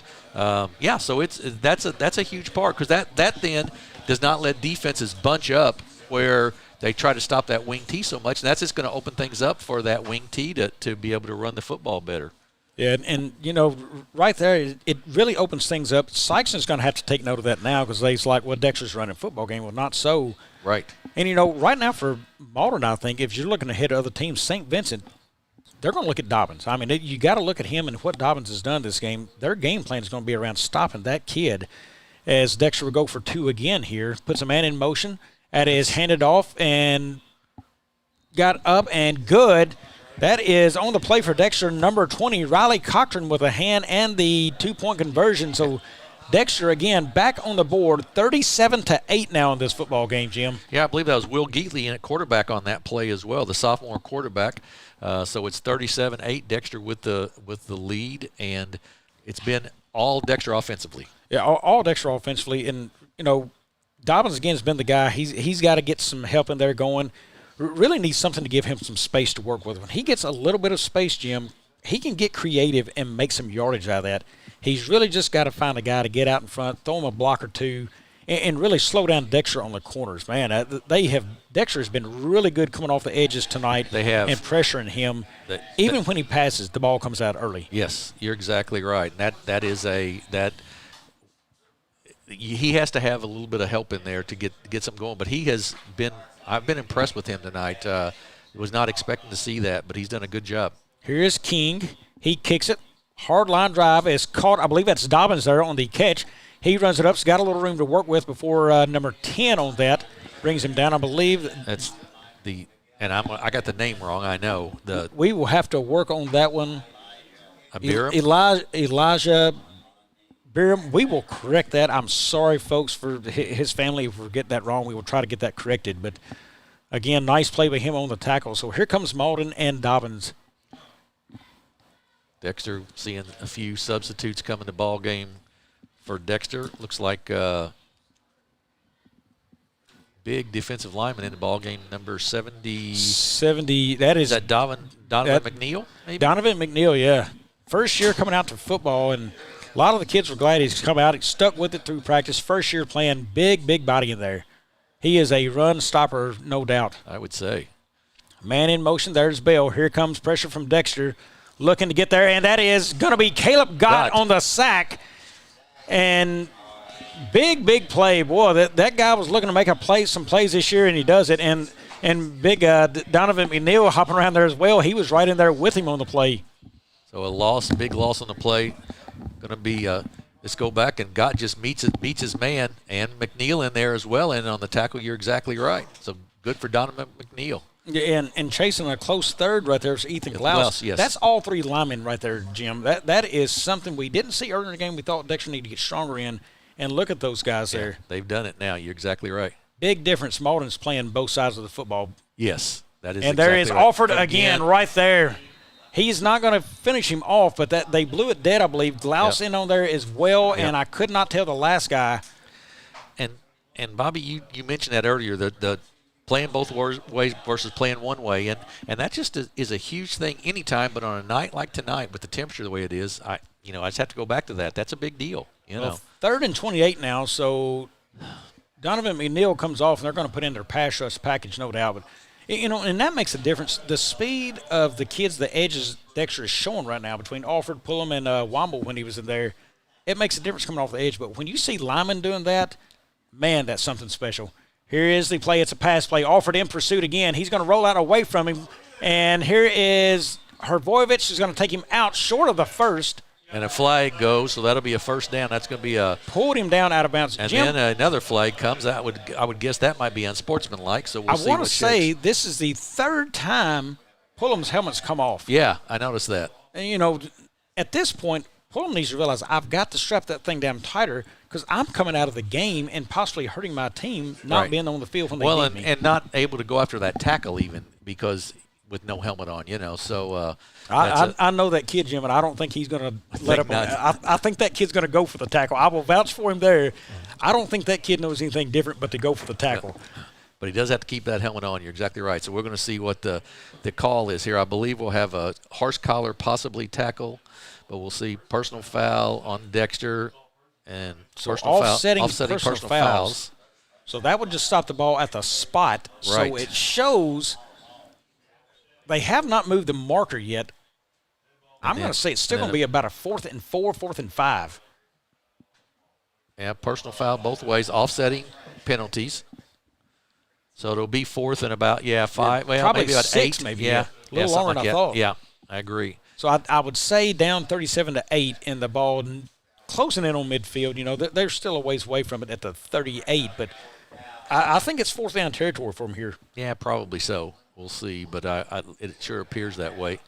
Well, outside contain has got to be better for Dexter there, you know. I would agree with you. I was just thinking that. That's an area of concern a little bit. You've got to contain better on the outside. So it's going to bring up the 4th, and Dobbins will stay in the ball game, and the offense will stay out there. Well, here we go, 4th and 12 now. It shows on the board. I thought it was – it's less than that. It's about a 4th and 8 we're going to call it up here. Dobbins puts a man in motion. Snap, he's got it. He rows near side. That is Rhett Womble. Big play. I'm telling you, Jim, this kid gets off the edge so well. And you know what? Forget about that, what I said about Logan Pullum's helmet coming off. Yeah. Womble said, I've got this, buddy. Yeah, Womble off the corner. You'll see on the replay here. Womble just comes off the corner. Havorovich comes up on the blitz as well. And you're talking about unfair. That's Alfred and Womble on the same edge there. You're right. Havorovich through the middle. Dexter brought the house, and it paid off. Yeah, it did. And credit Coach Lumica there, Jim. This is a guy who used to not be a kind of blitz guy at all. And he is bringing some pressure and heat at Malden tonight. He is. You're exactly right. Jackson Howard back on the field. He has been on point tonight. That is Warnick to the top of the screen. He's got Alford and McDonald pulled in tight. Have not called McDonald's name very much tonight. Here is Howard. Puts McDonald in motion. Snap. Fakes the hand. Howard's going to look to pass. Throws it over the middle, and it is going to be picked off. That is number 2, Mathis, I believe. Moncrief. He's got it. Nice juke and play, and here comes a flag in. That's going to be, I believe, a block in the back. We'll see for sure on that. But just a nice play there by Tristan Moncrief to step in. First bad pass maybe that Jackson Howard's thrown. So he throws it under, and you got to throw it over the top. Right. And there's nobody else over the top. If you're going to be incomplete, make sure it's over the top of him. Don't throw it short because there's nobody out there to stop that pass. So just a bad read for Howard there. Yeah, you're right. If that was over the top, that's probably a touchdown. You're exactly right. Or an incomplete pass. And either one's okay in that situation. It's better than a pick. But But he'll go back and look at the film on that. It's going to be looks like an illegal block there in the back, against Malden. So that's going to be move it back yardage against them. But still Malden football. Yep. Good job by 6:57 left here in the first. Yeah, Moncrief stepped up, made a nice athletic play to jump up there and grab that football. So Malden will take over inside their own 20. They trail 37-8 with 6:57 to go here in the first half. We're getting close to a water timeout here in about 50 seconds or so. Yep, and here we go. We have got it. Looks like Dobbins still at the quarterback position. Checking here that they're communicating there, and here we go. They're set. Not a whole lot of handing off the football tonight for Malden as well. It's been a Dobbins show. He's got it, snaps, he looks quickly, and he is met by a ton of Bearcats again, Jim. Smothered him on a play. That's Logan Pullum, the first man there, and Dobbins is down. Dobbins down on the play, gets up slowly, appears to be okay. But, man, he got hit by about 3 Dexter Bearcats there in a hurry. Parker King in on that as well. And it's going to bring up a second and long. And you're right. You mentioned something there earlier. They have not handed the ball off a lot. It's been all either Dobbins on the option or the run or throwing the football, one of the two rollouts, or Dobbins just trying to take off and make something happen. Right. I'm telling you, I think the story of the first half has been the edge pressure from Dexter, and they try to run it up the middle there. Nothing doing as Lewis is taken down pretty quickly from Dexter. Got in on that play. So we're going to have a timeout here for some a water break. And we'll just remind you that Aycorp Sports is proud to bring you another year of high school sports in Southeast Missouri. Our fall schedule includes a full schedule of football and girls volleyball. Next Friday, we'll be coming to you from Charles Bland Stadium in Dexter, where the Dexter Bearcats will host the Sykeston Bulldogs for homecoming. And then our first volleyball game will be September 9th and 10th. The 9th coming to you from Jackson High School as they take on Class 4 state champs Incarnate Word from St. Louis. On the 10th, we'll bring you one of the longest-standing volleyball rivalries in the Boot Heel as the Clarkton Reindeer host the Gideon Bulldogs in Class 1 District 2 action. Follow our social media for Aycorp Sports and Aycorp Media for the links to all of our upcoming games. And we do have a good slate of volleyball, and I know we've got a good slate of football games as well coming up, Bobby. Yeah, we do. Folks, if you want to know how to stay in touch with all that, just go to the Facebook page of Aycorp Sports. Hit the like button there. I think I talked to Luke Carter maybe 2 weeks ago, and he had told me we're over 12,000 followers on Facebook. That's a large crowd. You can also hit that subscribe button on YouTube. When we go live, you'll get the notification.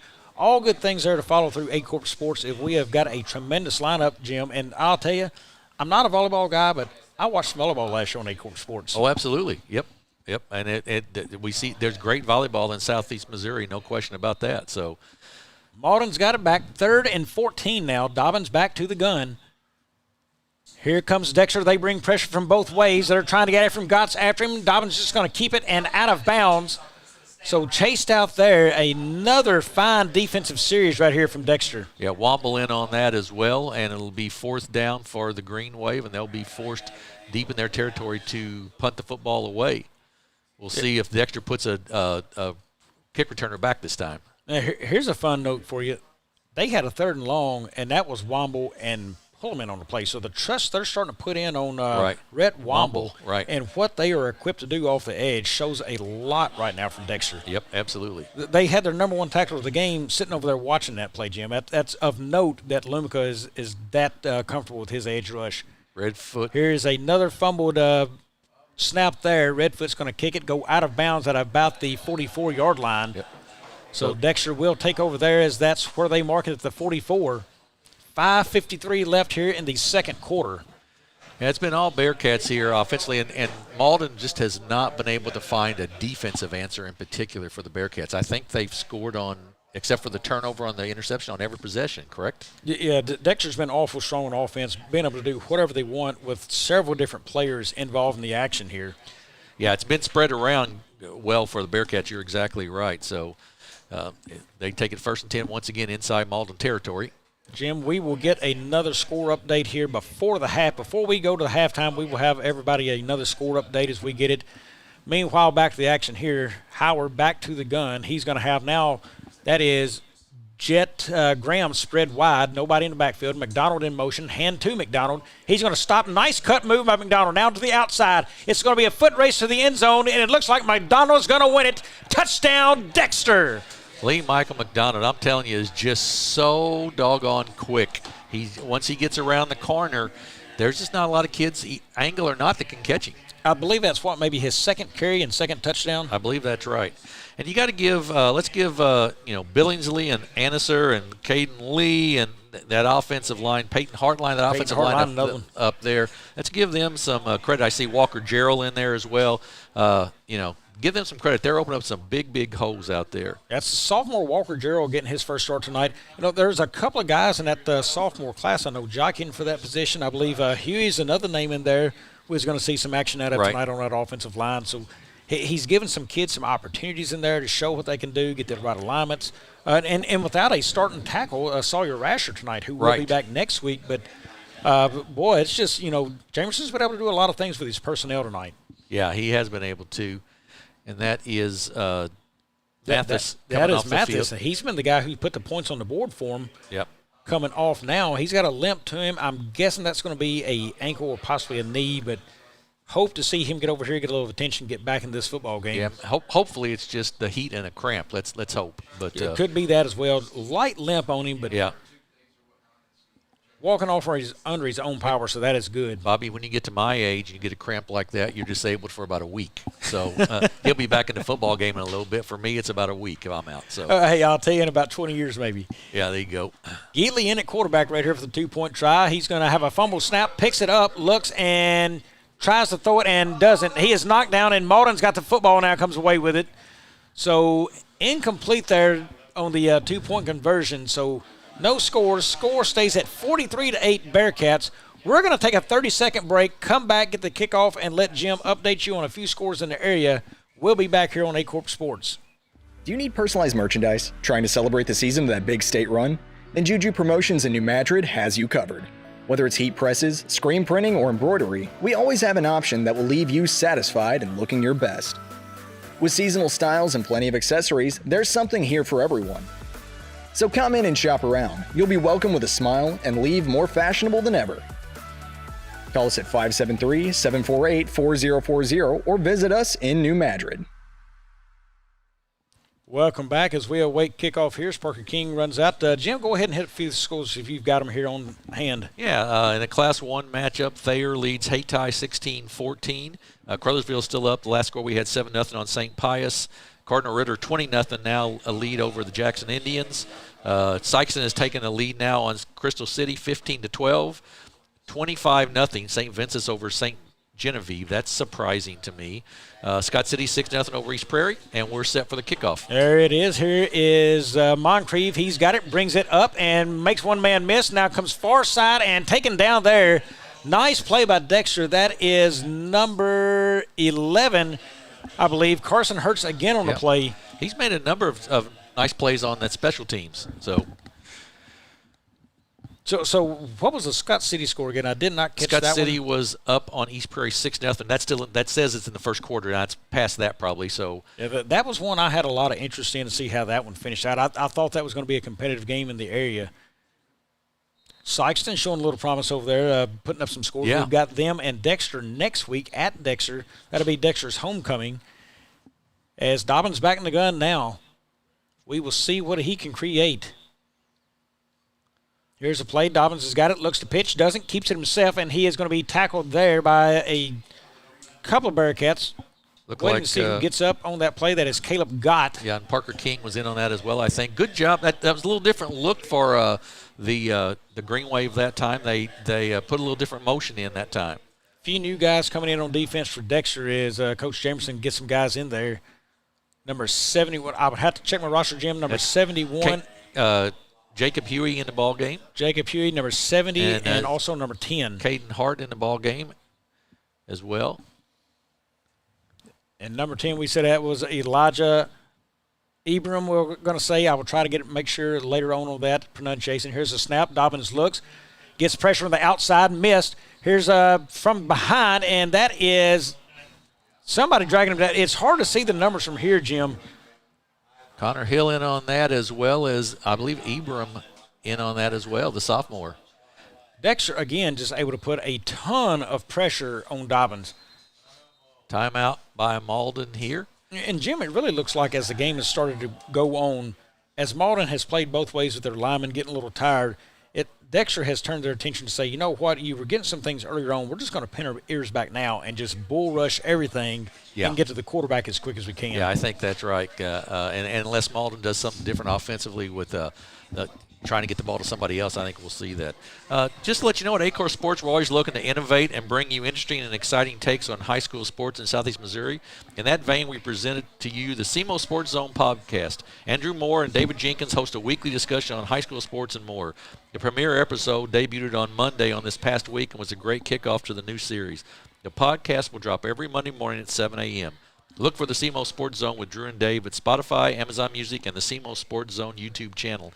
And, Bobby, I don't know if you listen to that. I listened to that. Those guys did a great job, and that's going to be a real addition to the Aycorp Sports library for Andrew and Dave to do that. David Jenkins, lots of years in Southeast Missouri sports, so he knows all about high school sports. And a lot of history there with him. Right. And They did that with no stats, no nothing to go off of Right. except knowledge and prepping for a season. I don't know how they could have done much better. I You agree. can go download that app. Real easy to find on Spotify there. Spotify, Download right. that. That's where I listened to it as well this week and enjoyed it. Here is Malden. They've got it. He looks to pass again, and Dexter's going to have him wrapped up. That is Womble out there again on that play. Rhett Womble is a name that has emerged tonight through the speakers here on Aycorp Sports, Jim. He has had a fantastic game coming in a reserve role on the edge. He has, and Carson Hurt, the sophomore, was part of that, the assist on that tackle, and that's a name we didn't know much about before tonight, but he's in there and doing a nice job and getting some good experience. Well, message has been sent, so McDonald's back out on the field, so I believe they had a firm understanding of which punch to catch and not. I think that's right. And let's see if he returns to his usual dangerous self. He stands at about his own 40-yard line right here. He has 2 touchdowns already tonight. Snap, down, away, barely got it off. Dexter still hasn't tried to apply a lot of pressure there. I don't know if that's by design or not, Jim, but hasn't really come after a punt yet. Yeah, exactly right. So goes out of bounds at inside the Malden 40-yard line. So Dexter will take over there at about the 38 or so from Malden. 1st and 10. They lead 43-8 here as we're still in the first half. Howard back out with his starting guys out on the field. He will huddle up. 3:32 left here in the second quarter as he will look to put together another scoring drive. Scored on all but one. That was the interception thrown earlier. Warnick down to the top of the screen. That is McDonald to the bottom. Offered the only wing tee tucked in tight there. Graham's behind Howard. Here he goes. Howard calls for the man in motion. It's offered. Howard's going to pass. He throws a deep ball. He's got a man McDonald, and it is incomplete.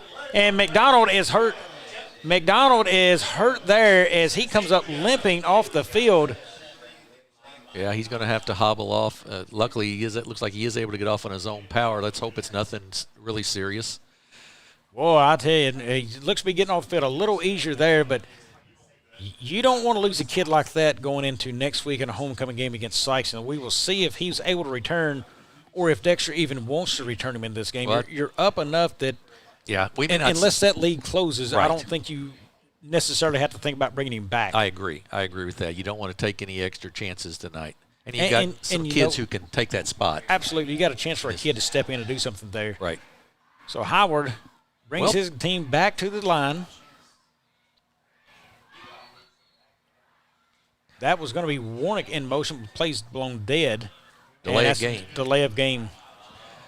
The Bearcats have neither team's been penalized a whole lot tonight, but it's going to bring up a 2nd and 15. I was going to say that was a nicely thrown pass on that last pass by Jackson Howard, but really good coverage by Malden on that.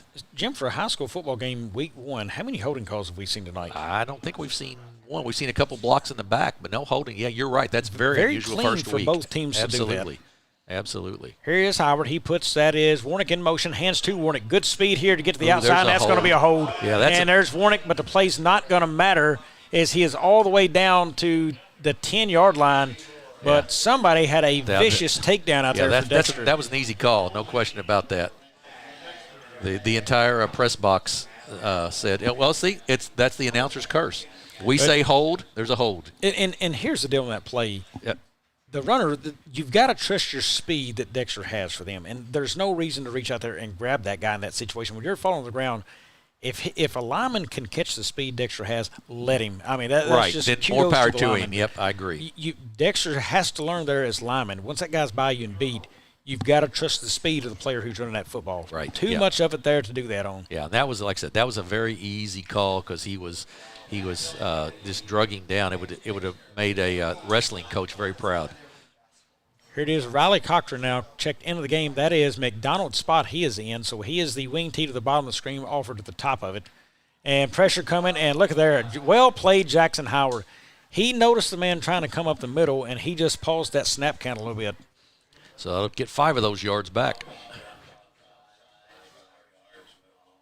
That is playing with your head up and seeing the field, Jim. Yep, absolutely.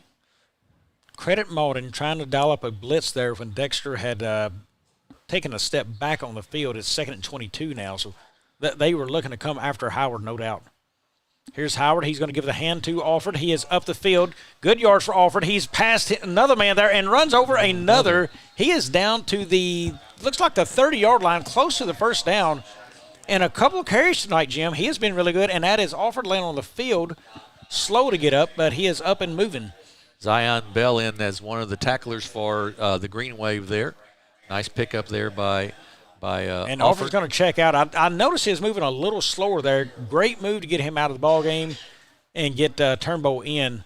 I can tell you can take Alford out and Turnbow in, and you won't notice the difference in the two runners. Right. Very big kids, strong kids, good speed. Howard back to the gun now. He's got a 3rd and 2 situation.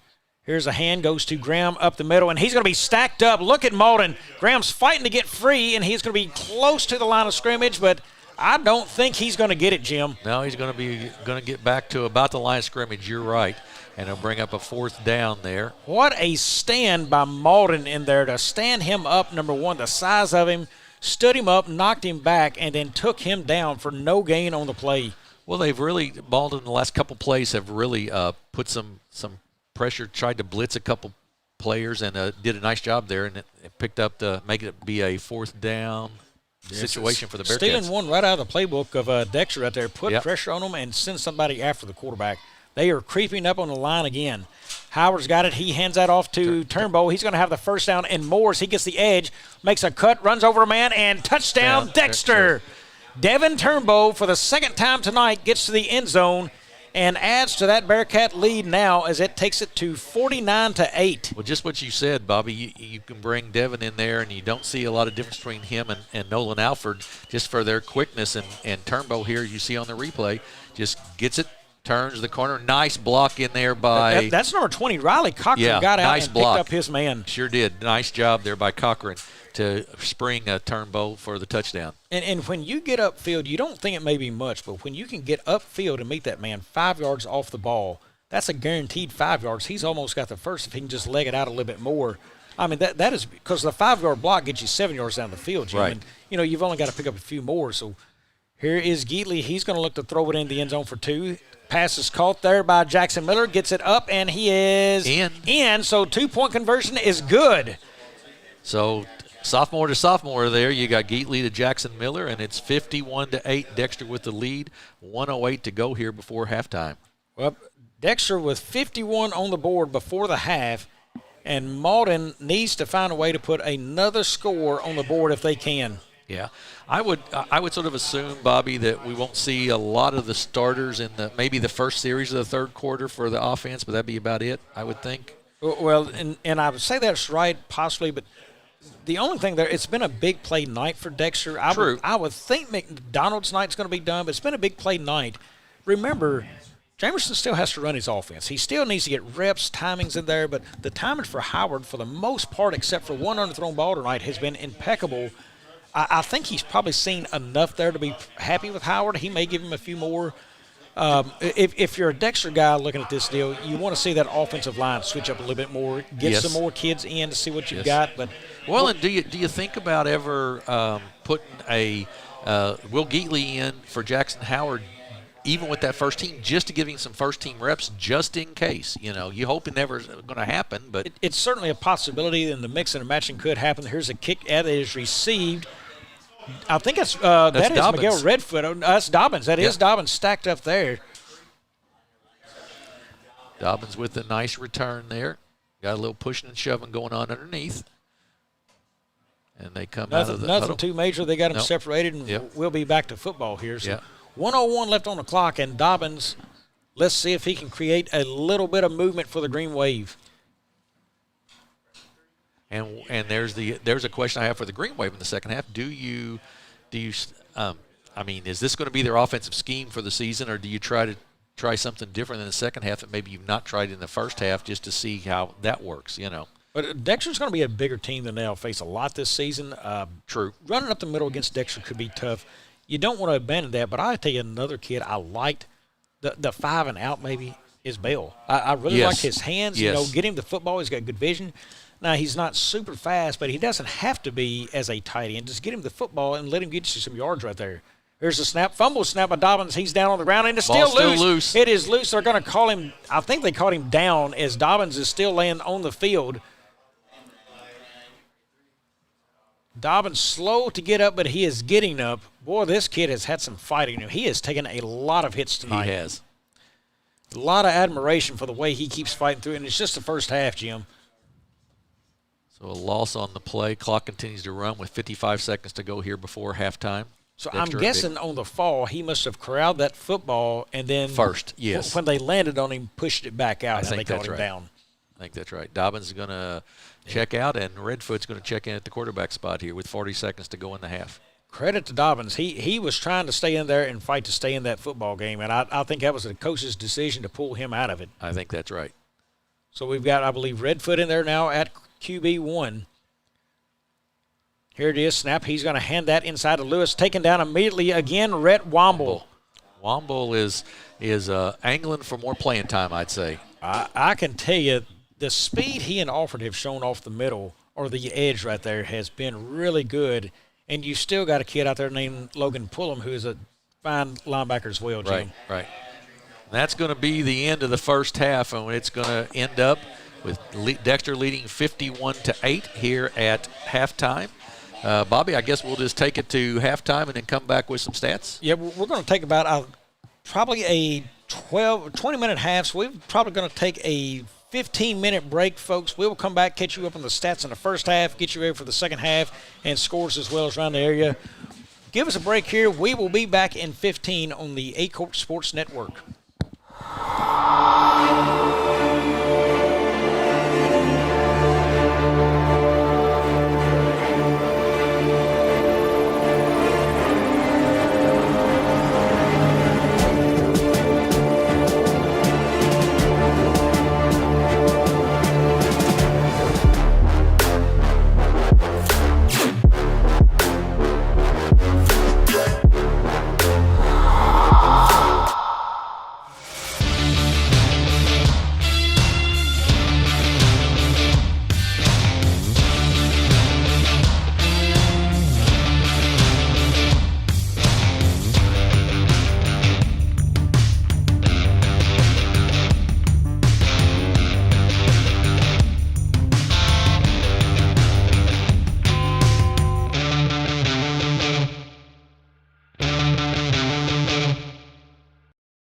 At Young Real Estate, we understand the importance of face-to-face interactions. Our experienced agents are here to listen to your needs and personalize your home buying or selling experience. But we also recognize the power of technology. Young Real Estate offers virtual showings, allowing you to explore properties from the comfort of your own home. Young Real Estate, where technology meets a personal touch. Your dreams, our expertise. Contact us today and let's make your dream home a reality.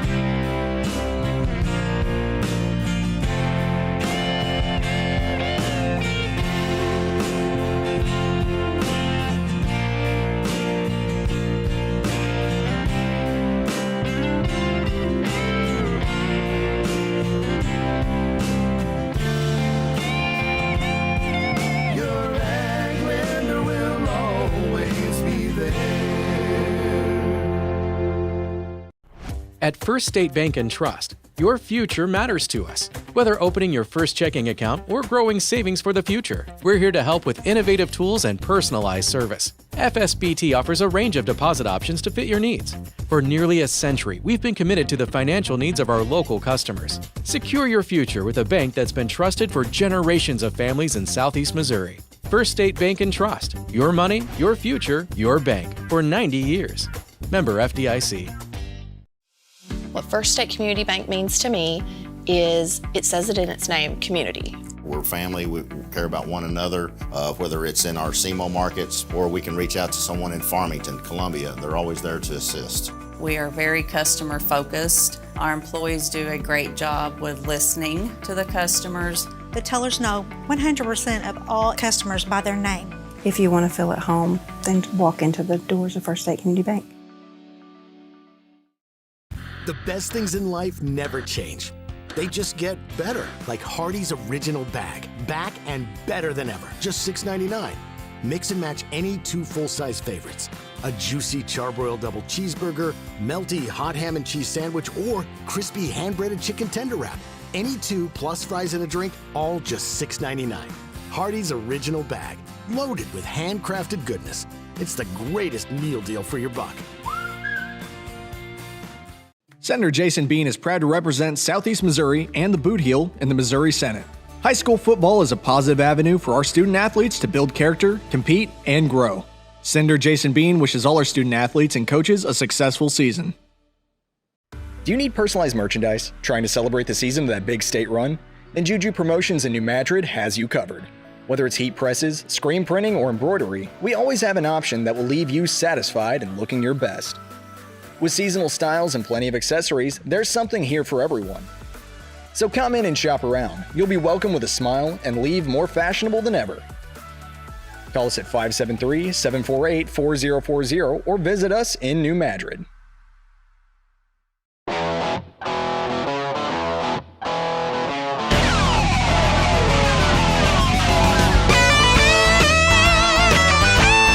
We're right here at King Jerry Lawler's Hall of Fame Bar and Grill on world famous Beale Street, and as you can see, oh my gosh, we have the best barbecue ribs in Memphis. Oh my gosh, the gumbo is out of this world, but you gotta try the King's Triple Decker Slam Burger. You'll love it. Mathis Funeral Home of Dexter and Bernie strives to provide their community with the accommodations and services needed to relieve your family during times of loss. For more information, give them a call and see how Mathis Funeral Home can help meet your expectations in celebrating your loved ones.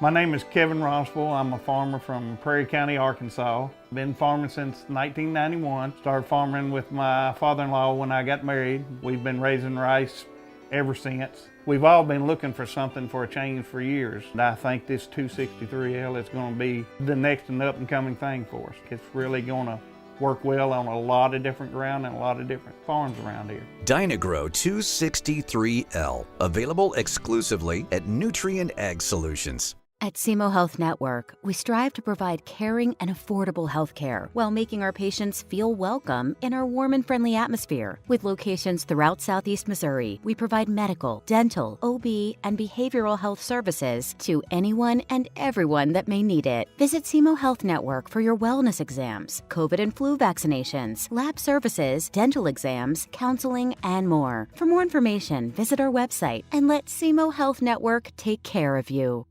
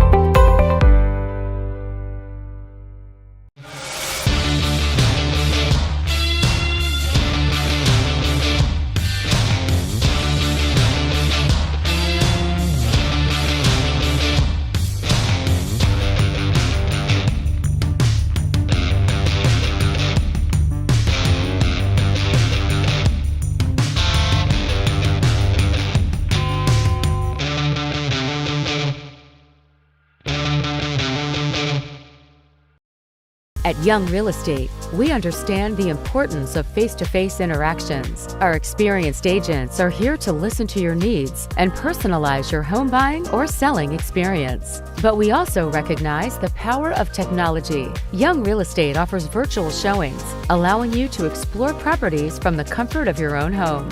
Young Real Estate, where technology meets a personal touch. Your dreams, our expertise. Contact us today and let's make your dream home a reality.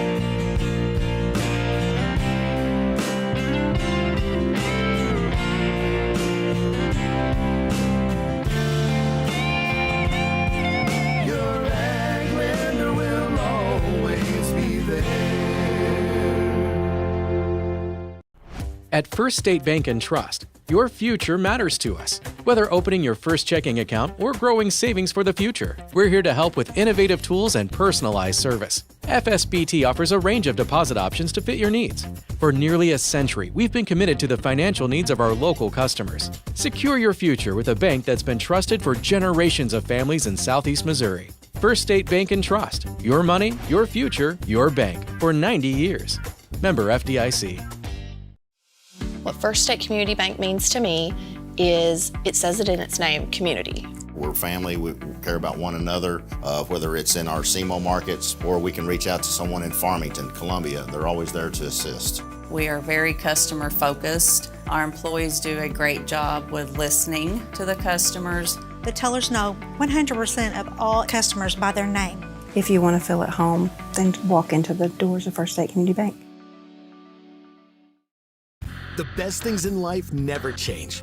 They just get better, like Hardee's Original Bag. Back and better than ever. Just $6.99.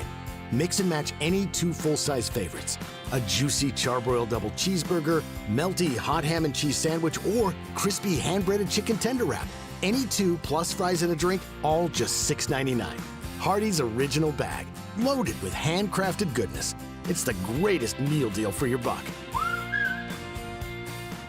Senator Jason Bean is proud to represent Southeast Missouri and the Boot Heel in the Missouri Senate.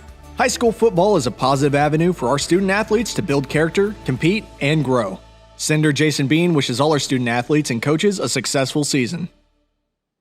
Do you need personalized merchandise? Trying to celebrate the season of that big state run? Then Juju Promotions in New Madrid has you covered. Whether it's heat presses, screen printing, or embroidery, we always have an option that will leave you satisfied and looking your best. With seasonal styles and plenty of accessories, there's something here for everyone. So come in and shop around. You'll be welcome with a smile and leave more fashionable than ever. Call us at 573-748-4040 or visit us in New Madrid.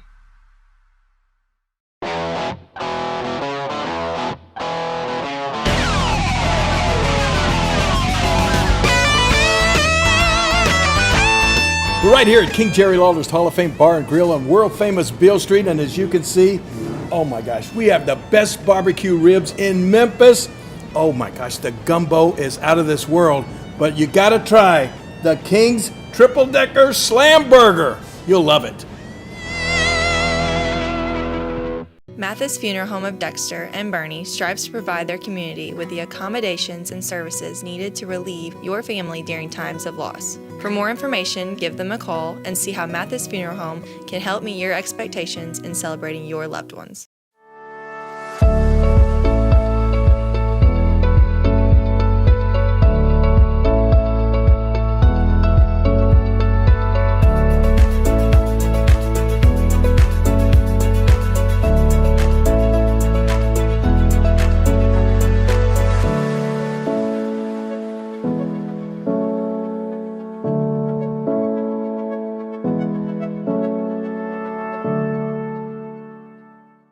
My name is Kevin Rossville. I'm a farmer from Prairie County, Arkansas. Been farming since 1991. Started farming with my father-in-law when I got married. We've been raising rice ever since. We've all been looking for something for a change for years. And I think this 263L is going to be the next and up and coming thing for us. It's really going to work well on a lot of different ground and a lot of different farms around here. Dynagrow 263L, available exclusively at Nutrient Ag Solutions. At SEMO Health Network, we strive to provide caring and affordable health care while making our patients feel welcome in our warm and friendly atmosphere. With locations throughout Southeast Missouri, we provide medical, dental, OB, and behavioral health services to anyone and everyone that may need it. Visit SEMO Health Network for your wellness exams, COVID and flu vaccinations, lab services, dental exams, counseling, and more. For more information, visit our website and let SEMO Health Network take care of you.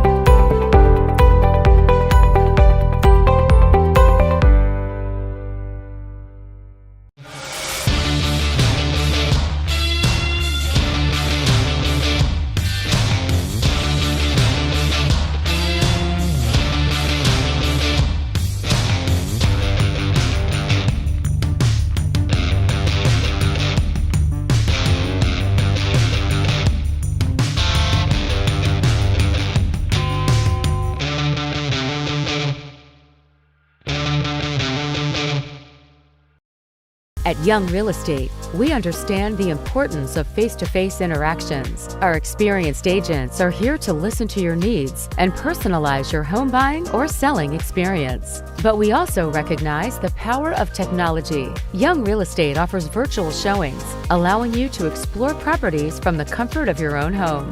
Young Real Estate, where technology meets a personal touch.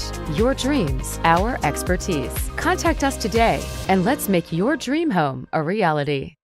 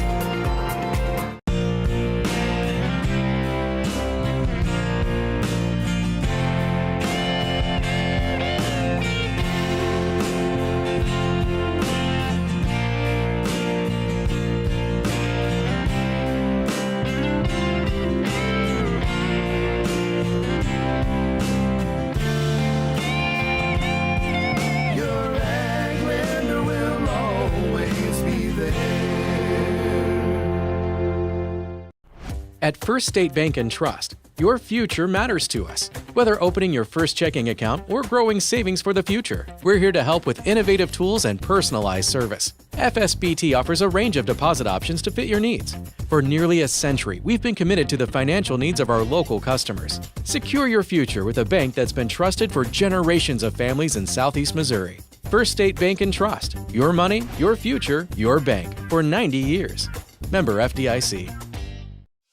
What First State Community Bank means to me is, it says it in its name, community. We're family, we care about one another, whether it's in our SEMO markets or we can reach out to someone in Farmington, Columbia. They're always there to assist. We are very customer focused. Our employees do a great job with listening to the customers. The tellers know 100% of all customers by their name. If you want to feel at home, then walk into the doors of First State Community Bank. The best things in life never change. They just get better, like Hardee's Original Bag. Back and better than ever. Just $6.99. Mix and match any 2 full-size favorites. A juicy charbroiled double cheeseburger, melty hot ham and cheese sandwich, or crispy hand-breaded chicken tender wrap. Any 2 plus fries and a drink, all just $6.99. Hardee's Original Bag. Loaded with handcrafted goodness. It's the greatest meal deal for your buck. Senator Jason Bean is proud to represent Southeast Missouri and the Boot Heel in the Missouri Senate. High school football is a positive avenue for our student athletes to build character, compete, and grow. Senator Jason Bean wishes all our student athletes and coaches a successful season. Do you need personalized merchandise? Trying to celebrate the season of that big state run? Then Juju Promotions in New Madrid has you covered. Whether it's heat presses, screen printing, or embroidery, we always have an option that will leave you satisfied and looking your best. With seasonal styles and plenty of accessories, there's something here for everyone. So come in and shop around. You'll be welcome with a smile and leave more fashionable than ever. Call us at 573-748-4040 or visit us in New Madrid.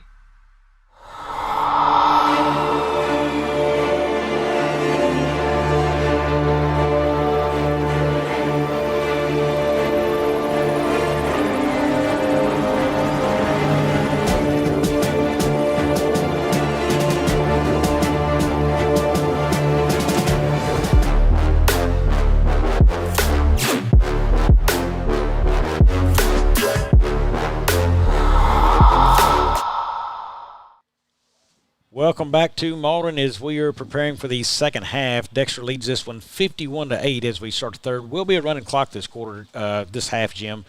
And I'll tell you, you really look at Dexter in this game, what they've done offensively, defensively, they've done whatever they want.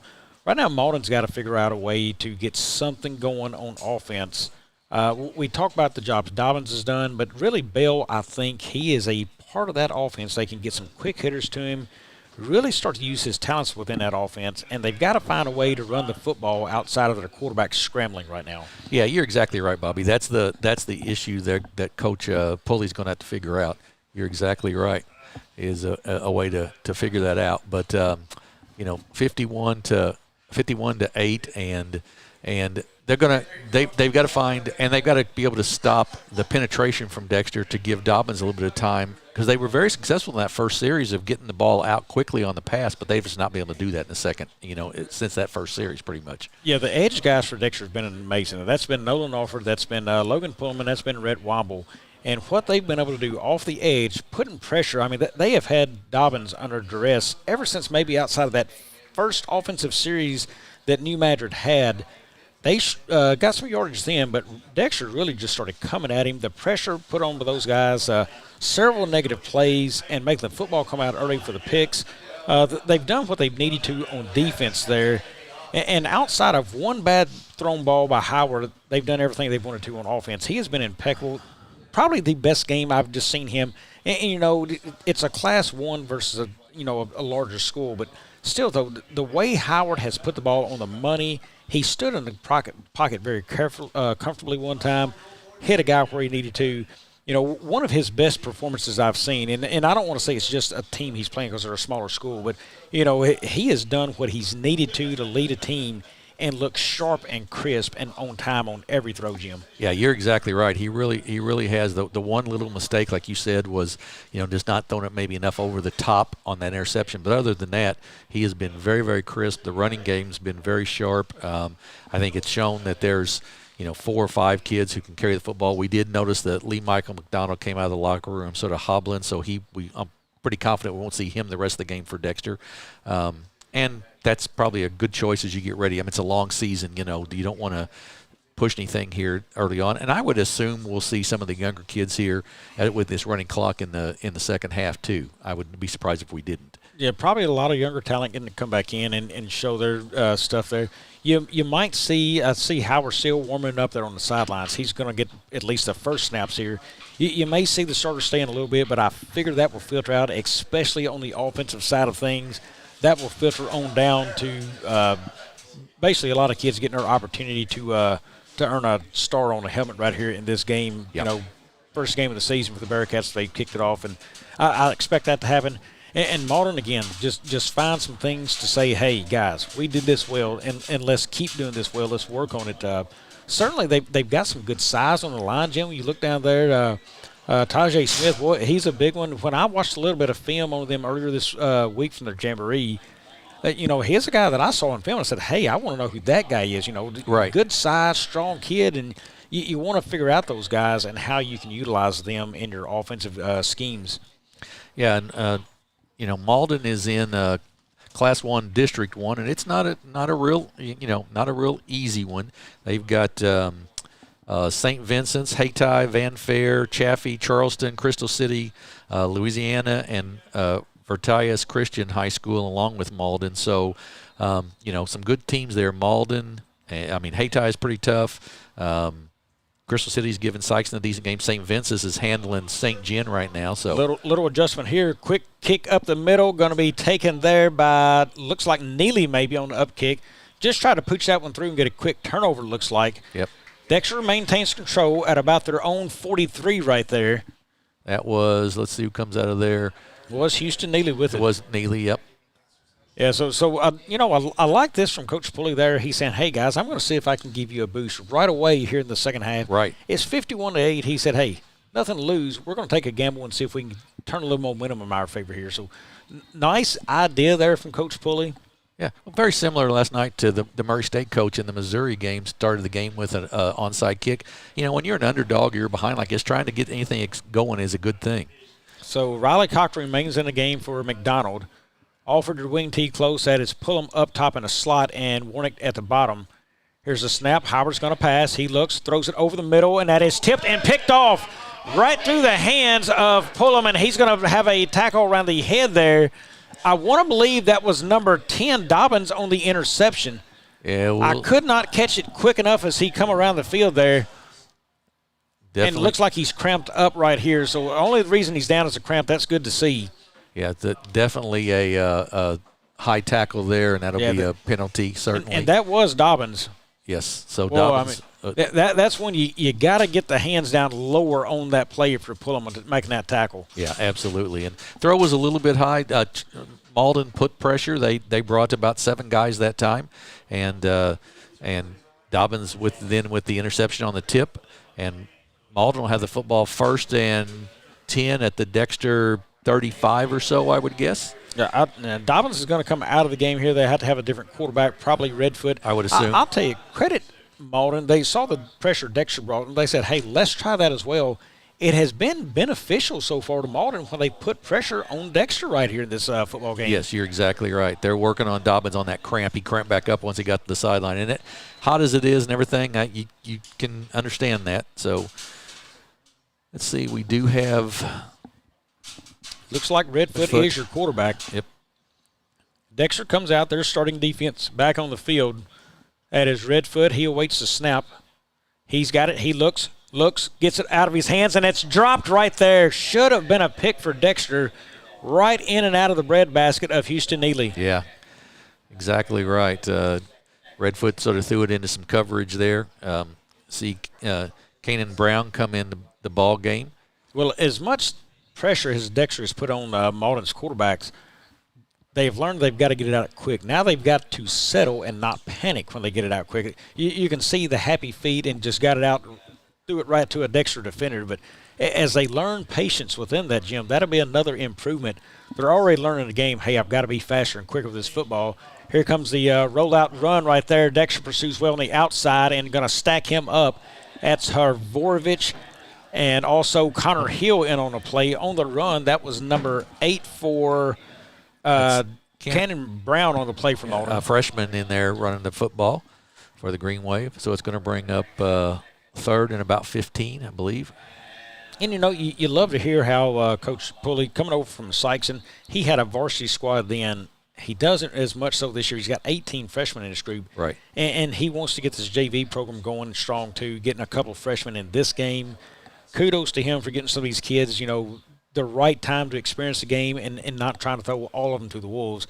Empty backfield now, Redfoot. He's going to throw it deep. He's got a man, and it is incomplete. Very good coverage there by Devin Turnbow. Had the position and was able to keep his guy bumped to the outside. So That will make it now 4th and 15 for Malden. Yeah, good job there. Turnbow with really good coverage in there, and he was a good cover man last year as well for the Bearcats. Yeah, watching his style, he usually took on one of the tougher defenders. One of the best, if not the best cover guy they had last year. I thought he did a good job of always getting his body in position to bump the defender to the side and still maintain good body position to defend a pass. Redfoot again on 4th and 15. He's going to drop the pass, actually, and that is Hrvojevic comes up. Couldn't tackle him down the first time and gets him the second time, and here comes a flag. That may be a face mask. Hrvojevic was up awful high on that. You're exactly right.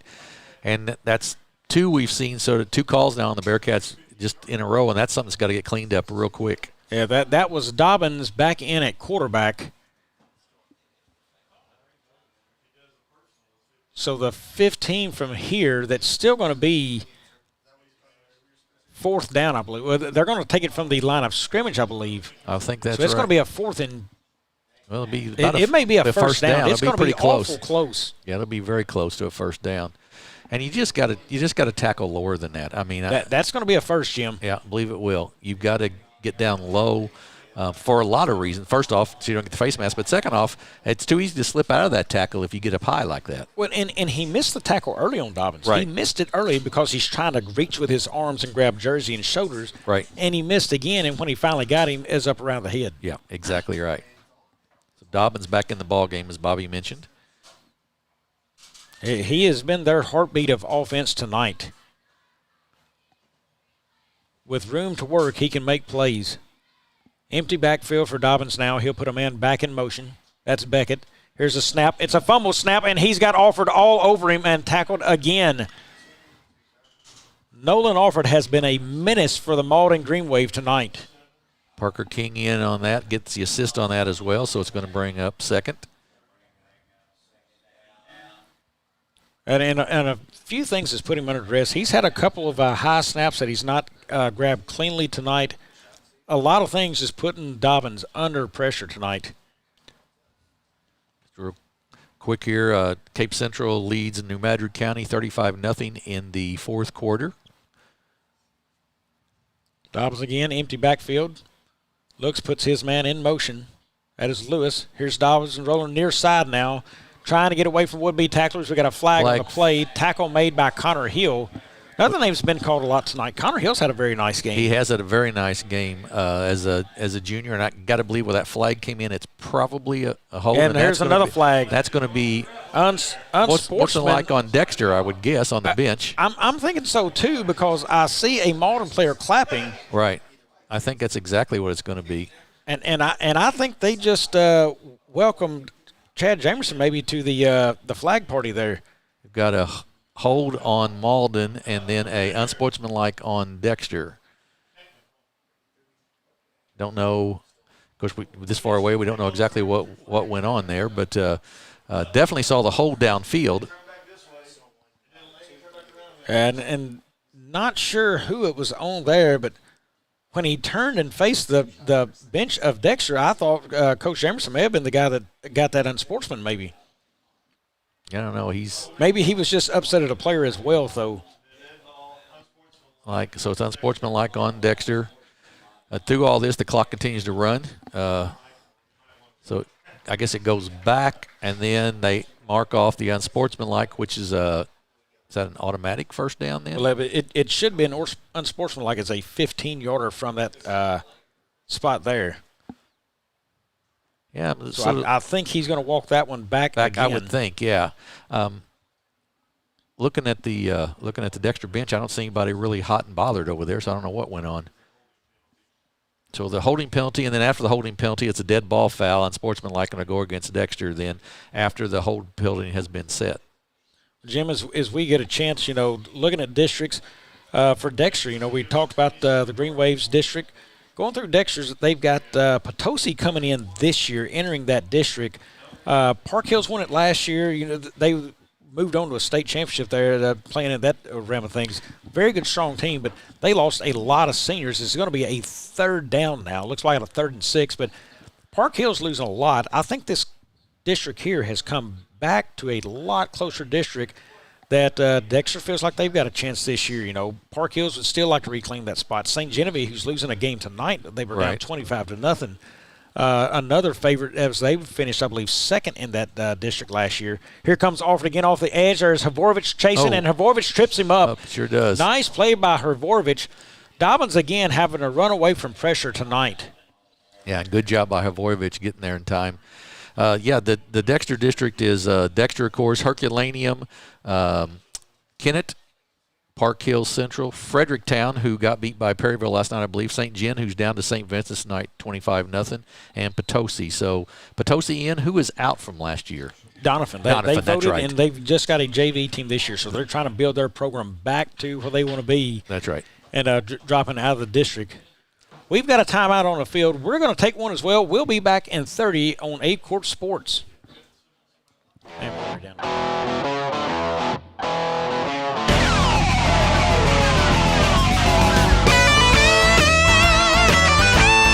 We're right here at King Jerry Lawler's Hall of Fame Bar and Grill on world-famous Beale Street, and as you can see, oh my gosh, we have the best barbecue ribs in Memphis.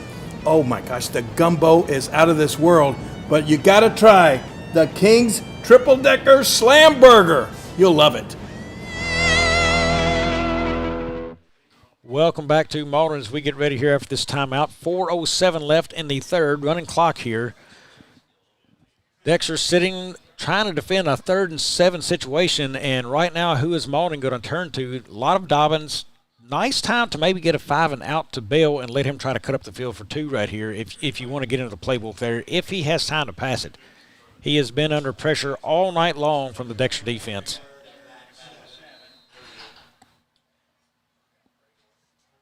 Here is Dobbins. He's going to have Lewis stay home beside to his right. Mathis at the top of the screen there. Nice target to throw to is Mathis. Here's a man in motion. Here is a rollout. He's looking. Alford all over him again and gets away from his man, throws it, and picked off there. That is Jackson Miller, Dexter's 3rd interception of the game. Pressure again causes that interception. Right away, Nolan Alford again, Jim, we've said it all night long, is standing there shaking hands with the quarterback in the backfield. He has to get rid of that football in a hurry as he had more pressure coming. And Jackson Miller with the pick, so Dexter will take over there. Yeah, just tried to force it a little bit as the pressure was there, and we've got a – no, I thought we might have a timeout. I guess not. Yep, now we've got one on the field. Yes. Looks like it is a timeout, Malden. So we're going to keep it here and talk through some of these districts again, Jim. We didn't have a chance to finish that, but you look at that Dexter district there they're in. You look at St. Genevieve, who is, we said they're losing that one tonight. I don't know if you have a new score on that one, but they was down 25-0. They're down 32-0 now in the third quarter. To St. Vincent, who is not a bad team, but certainly somebody you think St. Gen should be able to compete with. Right. So interesting there. I don't know if there's injuries or anything going on in that game, or missing players, so forth. Would have to try to get a little research on that. Herculaneum, they struggled last year. I believe they finished 5th in that district. Right. Kennett was 4th. Right. Kennett has gone through some struggles this season, trying to find through some growing pains as we've heard through some jamborees. Right. Kind of keep an eye on how they progress through the season. Potosi's new, so we don't know a whole lot about Potosi yet. Excuse me, folks. Yeah, you're exactly right there. And Park Hill Central, their game tonight was postponed because of some storms that went through there, so they're playing tomorrow now. But and not a lot of information on that team as they lost so many seniors and such a good class. How will they look this season? That's one to watch maybe tomorrow if guys are wanting to watch high school football. I will certainly be watching my Tennessee Vols. But here is Howard. Cochran in motion, pitching out and Alford. He's got cleared running space to the edge here to the side, up to the 50, now down to the 40. He's being pursued and out of bounds at about the 20 or so. 24-yard line, I think. Another big run for Nolan Alford. Credit Chad Jamerson there on the season, that move, Jim. Last year he moved him out to wide receiver, didn't get it going, and he knew the body, the speed, and the power he had, moved him back inside one of those wing tees. And a big, big run chucking out yardage for Nolan Alford. Yeah, absolutely. Player coming off the field here for Malden with the cramp.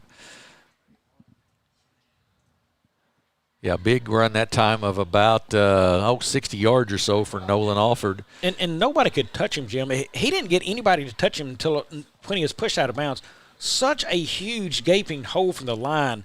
The right side of that line just blew it wide open. Easy running right there. I mean, Dexter has had their way on the ground tonight. Yeah, you're right. You're exactly right. Howard back to the gun. He puts Pullum in motion, hits handed to Pullum, breaks it loose from a tackle. Blockers out in front. Again, Pullum all the way down near the end zone, and is going to be taken down at about looks like about the 4-yard line, I believe. Yeah, another player cramped up for, I believe, for New Madrid, and a whole new group of Bearcats coming in the ball game. Oh, that was Bobby? I think that was a touchdown. It is a touchdown. So I thought they marked him down. I watched the official walk down to the field there at about the 3. Folks, we can't hear with the headsets on, and we're in a closed-in booth in here, so we can't hear the call. And I didn't see an official throw the hand up, so I just watched him step at about the 3. So pull him in for another touchdown, and that's another weapon. That's a tight end, just moved a little bit different alignment. Gets the hand, but again, it has nothing to do really with the player running the football right now, Jim. Right. It's all to do with the blocking Dexter's doing out front. I looked up, and I think that was 56, Caden Lee, well down the field out in front of Pullum blocking. And now here's Geely in for the 2-point conversion. He looks, pumps, and tied up and taken down there. So Malden will stop that. That is number 55. I believe that's a freshman. We called his name earlier. Yeah, that is right. Landon DePro. Nice tackle by him, getting in there, making the play. Stops Dexter on the 2-point conversion. Game remains 57-8. Clock continues to run here. Will be closer to a minute, if not under a minute, by the time we kick this off. Just some other, as we talked about districts, that Class 2 district should be a good one. It's Scott City, East Prairie, Crothersville, Portageville, of course, Valley Catholic, sort of the beast of that, typically New Madrid County Central and Kelly. New Madrid County Central, of course, lost a lot. Crothersville should be very good. Portageville lost a ton. Scott City lost quite a bit. So it'd be interesting to see how that plays out. I would think it'd be down between Valley and Crothersville probably in that district. I really like Crothersville in that, but Valley is just routinely such a strong school. In the area, I like Crothersville, but, boy, having to go up against a Valley team who's just really tough.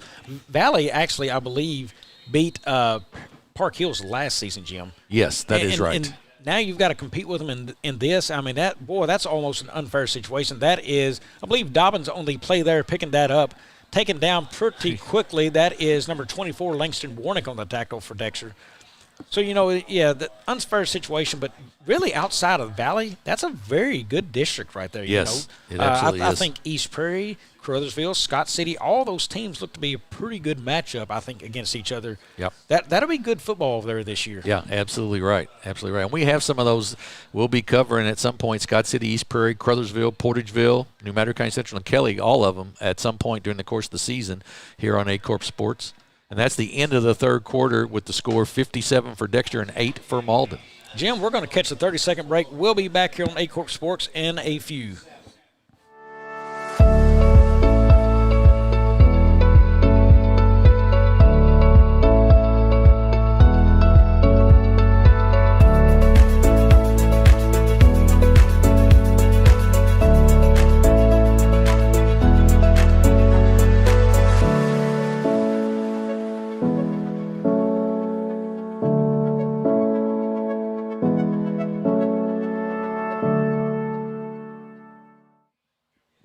Welcome back to Malden as we prepare for the start of the fourth quarter. Again, running clock. Dexter leads this one 57-8. A lot of youth looks like they're coming out on the field for Dexter.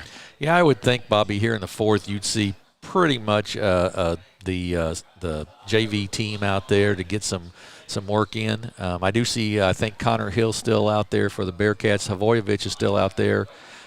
Jackson Miller and Neely. So a lot of the guys on the line, and I think the outside edge guys are all subs now for them.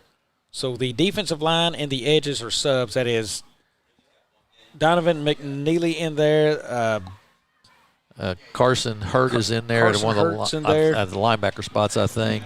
Also, number 11, have not called his name. That's Carson Hurt. Number 10, Elijah Abraham. I've butchered it tonight, Jim, and we will have it right next week. Right. He is in the game. Also, So it looks like the D-backs and the middle linebackers are all still the starters, and the guys up front coming in, getting some playing time. Here's Malden trying to create something here. Womble going to get out after the quarterback. And Rhett Womble again, folks.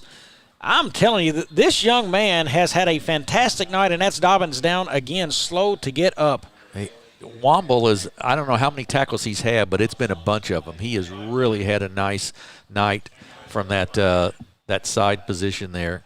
And I see Jackson Medler checks in the ball game for the Bearcats. He came in for Connor Hill, I believe. Both middle linebackers now out, Hervorovich and Hill out of the game. That is also Barron also in the game there, number 5. He checks in.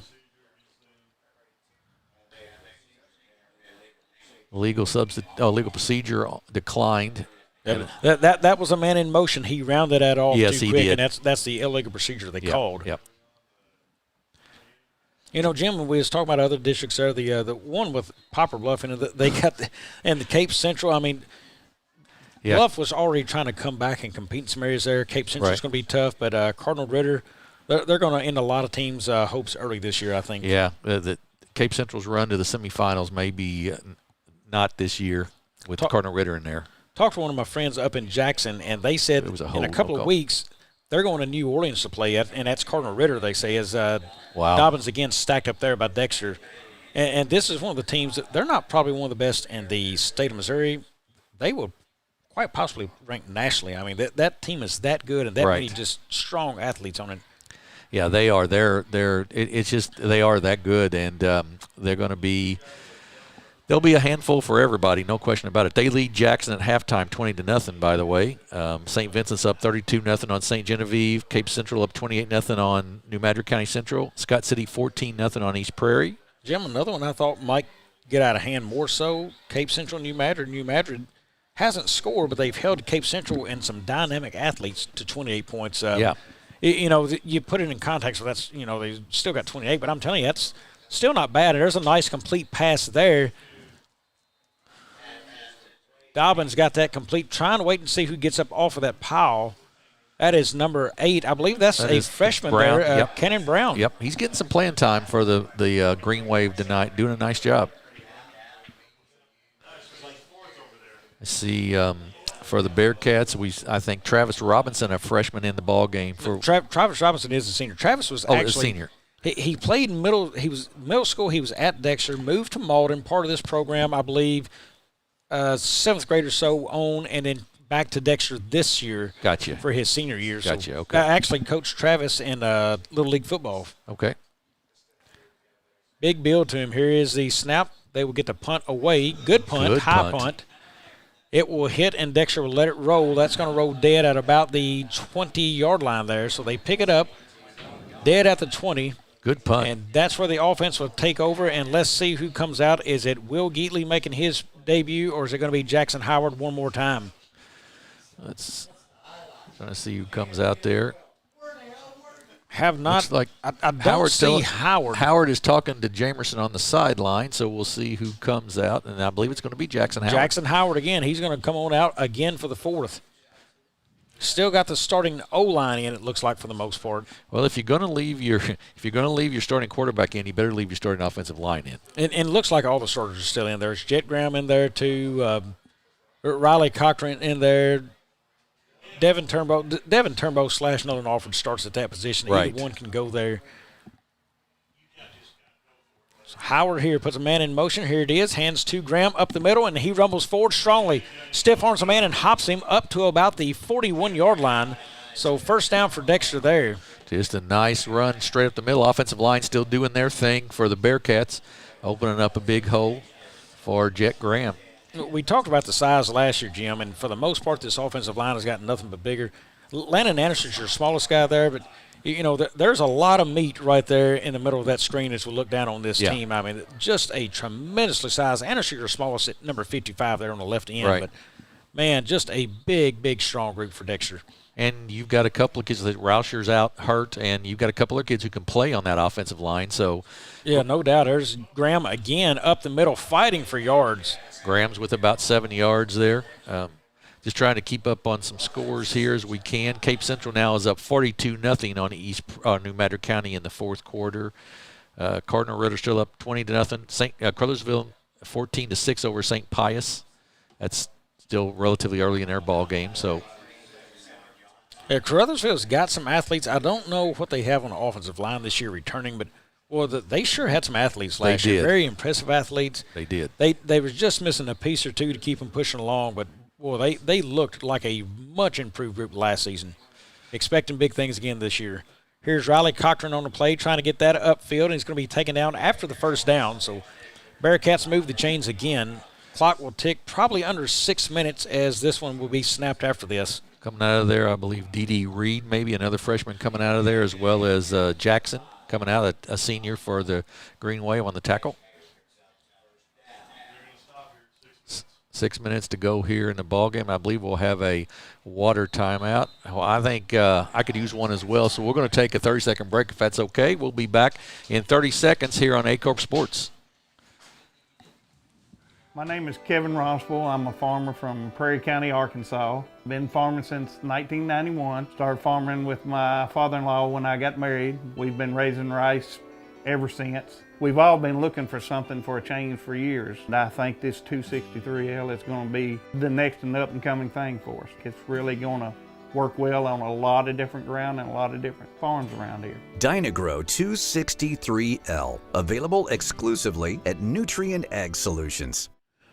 Welcome back, folks. We have 6 minutes left to go on this one in the fourth. Dexter well in control of it, 57-8. Malden still trying to find a little bit of strength to build off of. And folks, making his premiere for Dexter at quarterback now, Will Geatley, number 17, will get his chance to lead the offense here in the last 6 minutes of this fourth quarter. So close the books on Jackson Howard on a really, really nice and sharp night for the young man. Yeah, he's had a really good night. Here's the snap. He hands that in the middle at Havorovich. Met immediately. Couldn't bring him down, but look at Malden go after him, getting after him hard and still on his feet. Havorovich now still going, and Malden just can't seem to get him down. They're up top trying to tackle. You can't take big guys down like that up top. Havorovich is one of the best in the weight room for Dexter, and you're not going to take a guy like that down, grabbing him up and around the You're head. exactly right. You're not going to tackle Jason Havorovich up around the shoulders like that. And he only picked up 2, but it was about a 25-second run and a lot of effort for 2 yards, but he kept going after it. I can tell you, Havorovich is waving somebody else in. He said, I've had enough. Yeah. Connor Hill's going to check in the backfield for the Bearcats. That's Barron Greer. Oh, Barron Greer, yeah. sorry. Hill's 4, Greer's 5, but we'll learn that second game of the year. Yeah, that's right. Geatley has it now, puts his man in motion, handed to Riley Cochran. He's got the edge. Again, fine blocking for Dexter outside. Good play. Great tackle out there. What a tackle. I want to say that is number – is that 9? That is number 9. First time Snuggie tonight. Harris. I wanted to call that name all night. Snuggie Harris with the tackle out there, and a good one, open field tackle. Well, I can tell you that you want to see that play out of Snuggie a lot more. Yes. He slipped up and made a fine tackle on Dexter right there. Yes, he did. Really nice job. Probably the best form tackle we've seen a guy come up and wrap up around the legs, maybe on either team tonight, I but would definitely agree. for Malden. I mean, that was textbook. I would agree with you. Geatley now back, ready for the shotgun snap. He's got it. Pitches that. Run upfield and nicely hit again by Malden there. That was number 31 on the run for Dexter, and that is Luke Moore, I believe. That was Luke Moore. You're exactly right. Couldn't get the hit. Another fine hit, though, from Malden coming up there. When you get hit by 2 or 3 guys, it's hard to pick out just one number, and especially when there's a pile, Jim. Yeah, you're exactly right. 4th down and about 4 for Dexter here from the 42-yard line, the Malden 42-yard line. You assume they'll keep it on the ground here as the clock continues to run. 57-8, Dexter with the lead. The clock under 4 minutes here. Only a matter of time. They'll have 2 men to the bottom of the screen here. Stacked up in the middle. Man in motion. Here he is, Cochran. He's going to get it, try to cut it upfield. He looks, can't get around, and there's another fine tackle. That is number 7. That is Zion Bell for Malden right there. And probably that time, Cochran, if he'd have cut it back to the middle of the field, might have picked up that first down. He tried to pop it outside, and Bell was right there. Dexter will go ahead. Bobby. Yeah, looks like Dexter's probably in a, let's see, went for it there, so that's going to be a turnover on downs, I believe. Yes, it Jim. will be a turnover. So that goes back to Malden here, so they've got it. Clock will be under 3 minutes as we snap here. Dexter, a lot of subs in this game here late. We've got Christian Wirtz and Neely are still in the game, I believe, as starters, and that's about it for Dexter. I believe that's exactly right. You got Geatley outside at one of the safeties. Yep, so timeout on the field by Dexter. As they couldn't get the alignment they needed there. A little confused on defense there, I believe. Missing one run stopper in the middle, and that was Donovan McNeely. So timeout on the field there. Jim, next week we've got Sykeston visiting Dexter. That's Dexter's homecoming. Yes. A little early in the season, but that's how it fell by the scheduling of events. And, that's another one there. That could be another feather in Dexter's hat, I believe. They've got a team coming in, a larger class than them. A game that Sykeston said they felt like they could have won last year, and they did hang tough in that game. The game Dexter should have won 2 years ago. They were up big in the first half, lost it in the second half. Right. So another game, I think Dexter's going to come out and probably show what they can do, and they will try to put it on Sykeston, I think, in every way they can. But Sykeston's not going to lay down. Sykeston looks at that game as a winnable game because they felt like they were right in it last year's incomplete pass there. Just incomplete. They felt like they were in it last year. I think that game's going to be a little tighter than some may expect because Sykeston comes in feeling like they've got a chance to take that one and steal one from Dexter. I think that's right. So Sykeston and Dexter next week here on Aycorp Sports, and then the week after that will be at Scott City. It'll be Hayti at Scott City, which should be a really good ball game as well. So we've got a couple good ones come up in the next couple weeks. Plus we've got volleyball here on Aycorp Sports on the 9th and 10th of the month. We'll have the Jackson Lady Indians taking on Incarnate Word on the 9th, and then the Clarkton Reindeer and the Gideon Bulldogs with volleyball on the 10th. So lots of good sports coming up here on Aycorp Sports. Shotgun look again here. That's out quickly from Dobbins. That's a nice catch there. Number 8, freshman again, and I will remember the name. Kanan Brown. Kanan Brown, boy, he has made a couple as a freshman. Now, if you're looking for something from Malden to build on, the freshman has looked good. He got turned really quickly. The ball was right where he needed it, on spot. Yep. Nice little combination right there between the two. I think that's a Redfoot, too, at quarterback right now. Dobbins has had his night complete here with 1:27 to go. Correct you are, Jim. That is Redfoot on there. Again, you're looking for things as Greenwave to say, man, hey, we've got a little traction here. I think Bell did some nice things in this game earlier. He did. Brown right there. Dobbins has been creative. Like to see him there when they've got some things working like this, when he's got some time. There's Womble again, I believe, on that tackle there. Boy, another name for Dexter. He has been fantastic tonight. He really, really, really has. And it'd be interesting to see how Malden – next week they've got Crothersville, which might be tough, but then they're at Charleston, at Sykeston, Scott City. It's not an easy schedule by any matter of means, but an opportunity to get a win or two in here someplace during the course of the season, I believe. A player down for New Madrid, for Malden with a cramp, I believe. Jim, that used to be my mistake calling them New Madrid, but now you stepped in and do that. Yep, the green. And I think as this schedule gets on into the season, there are not just competitive games. If you look at that season for Malden, about week 7, week 8, they think they've got a chance to sneak in there and take some games. Hayti team, they competed very well this summer in a jamboree, right? Beating Hayti and Kennett, I believe. They look at that as a game, hey, that may be one we sneak in there and take from those guys. Right. They've got a team from up north, that's a smaller school, Christian school. Right. They'll play them, something they match up with well. There's another chance for them. They can sneak out of this season, and if they can pick out a couple more along the way, right. This is a team who's won 0 games in 23. It'll be 24 after tonight. They may sneak out of the season 3, 4, 5 wins if right. you're not careful, Jim. Exactly right. And this is probably the toughest game on their schedule, to be real honest about it. I would agree. I mean, just look at their schedule. Not taking anything away from any of their teams, but this is probably, bigger school and everything. Here's Redfoot rolling. He's got a man all over him, and that is number 11. That is Carson Hurt. Carson Hurt again. Hey, we've called his name quite a bit. Couple times. Yes, we have. Doing a nice job, and that probably is going to be the last play of the ball game here, as we're at 11 seconds, and the receivers have to run back to the line of scrimmage. So that's going to be it for the evening. Yeah, we're going to keep it here. Do a quick wrap on this game as we'll take the broadcast final. So, Jim, recap on Dexter's offense real quick. McDonald went down early, first half there. Looks like a twisted ankle. I don't think it'd be too bad. I'm sure they're going to put some ice on that. try to get him healthy this week, ready to go. Offered a huge game running the football. He touched it a couple times. Big night for him. Yes. Also, Devin Turnbow at that same position, offered ran it. Another big night for Devin Turnbow. He looked very good as well. Reached the end zone twice. Jet Graham's running the ball tough, very physical runner. And Jackson Howard, I can't say again the progress I saw tonight in that quarterback. You want to see that progression happen, and it usually happens from junior to senior year. Right. And I was hoping last year you'd see it out of Jackson because he started as a sophomore, from sophomore to junior. But the precision, the zip, and the focus he had, it looked really good tonight. If I'm Sykeston and I watch this film, I'm worried about the passing game of Dexter now. Absolutely. Warnick with a couple of nice catches. I mean, that was really a good job there. Brand new position, too. Warnick did not play wide receiver out there last year. He had Alford in front of him. Right. And Neely. And Warnick comes in, gets a starting job this year, really looked comfortable grabbing the football, getting to the end zone and scoring. Logan Pullum, another one, Yes. He didn't have any catches, which is unusual. Well, he had one, I think. One that was a sort of underthrown a little bit. But which Logan usually likes to make the hard catches anyway. Nothing easy. Right. So that was a problem tonight for him. It wasn't something hard, but, he was involved in the offense as well, got a touchdown.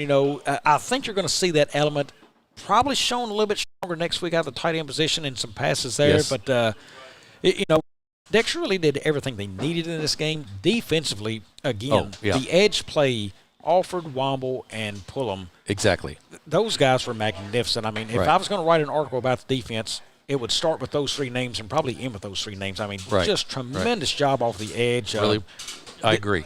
Guys dropping in coverage, they did well there. The linebackers, they got some picks there. The backs got some picks.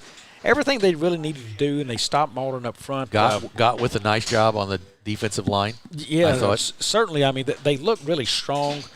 Competition only gets tougher for Dexter, though. Sure. They got Sykes, and Sykes is going to come in, and we said hungry on that deal. Malden, on the other hand, next week. Crothersville next week. That's going to be another tough one. I just really like the athletic play of Crothersville. I agree with Malden's going to have to come in prepared and build off some things. I think you'll see Malden try to pressure the quarterback next week some with blitzes. They had success tonight in doing that against Dexter some, causing an interception from Howard. So I think Malden would build off that as well. Look for the improvements to come this year in the Greenwave. It didn't go your way tonight, but I'm telling you, things are going to turn for this Greenwave program, and they will be back competing before long. Pulley's doing a good job, and he will continue to do a good job. Not a player that I know of yet who has really played football here has left his program yet. And they've been through summer camps, they're committed to him, and they come out in numbers this year to him. So I think Coach Pulley, you see him there on screen, he is doing a fine job here, and I think he will succeed. I agree with that, and I think he's giving his kids a nice talk right now. So I think they'll do well as they go along. Dexter does win big tonight, 57-8, and Bobby will be back next week at Dexter as they take on Sykeston, which should be another good ball game, I would think. Yes, you and I will have the call again next week. We go on air at 6:45. That game comes from Dexter again. Homecoming, expect a big crowd, so get there early for that one. Jim, any final thoughts on this one before we close out the broadcast? No, just nice defensive effort, I thought. Only score given up on the special teams. Offense, lots of weapons for Dexter. Malden, things to build on. I think they can find some things when they watch the video that they think they can do and improve on and get better at. So, good for them. Good luck to Coach Pulley the rest of the way. And we'll be on the air next week. For Jim Riker, for myself, Bobby Alford, and all the staff we have here tonight, what's a wonderful crew we have put together. Good night from Malden. We will see you next week in Dexter.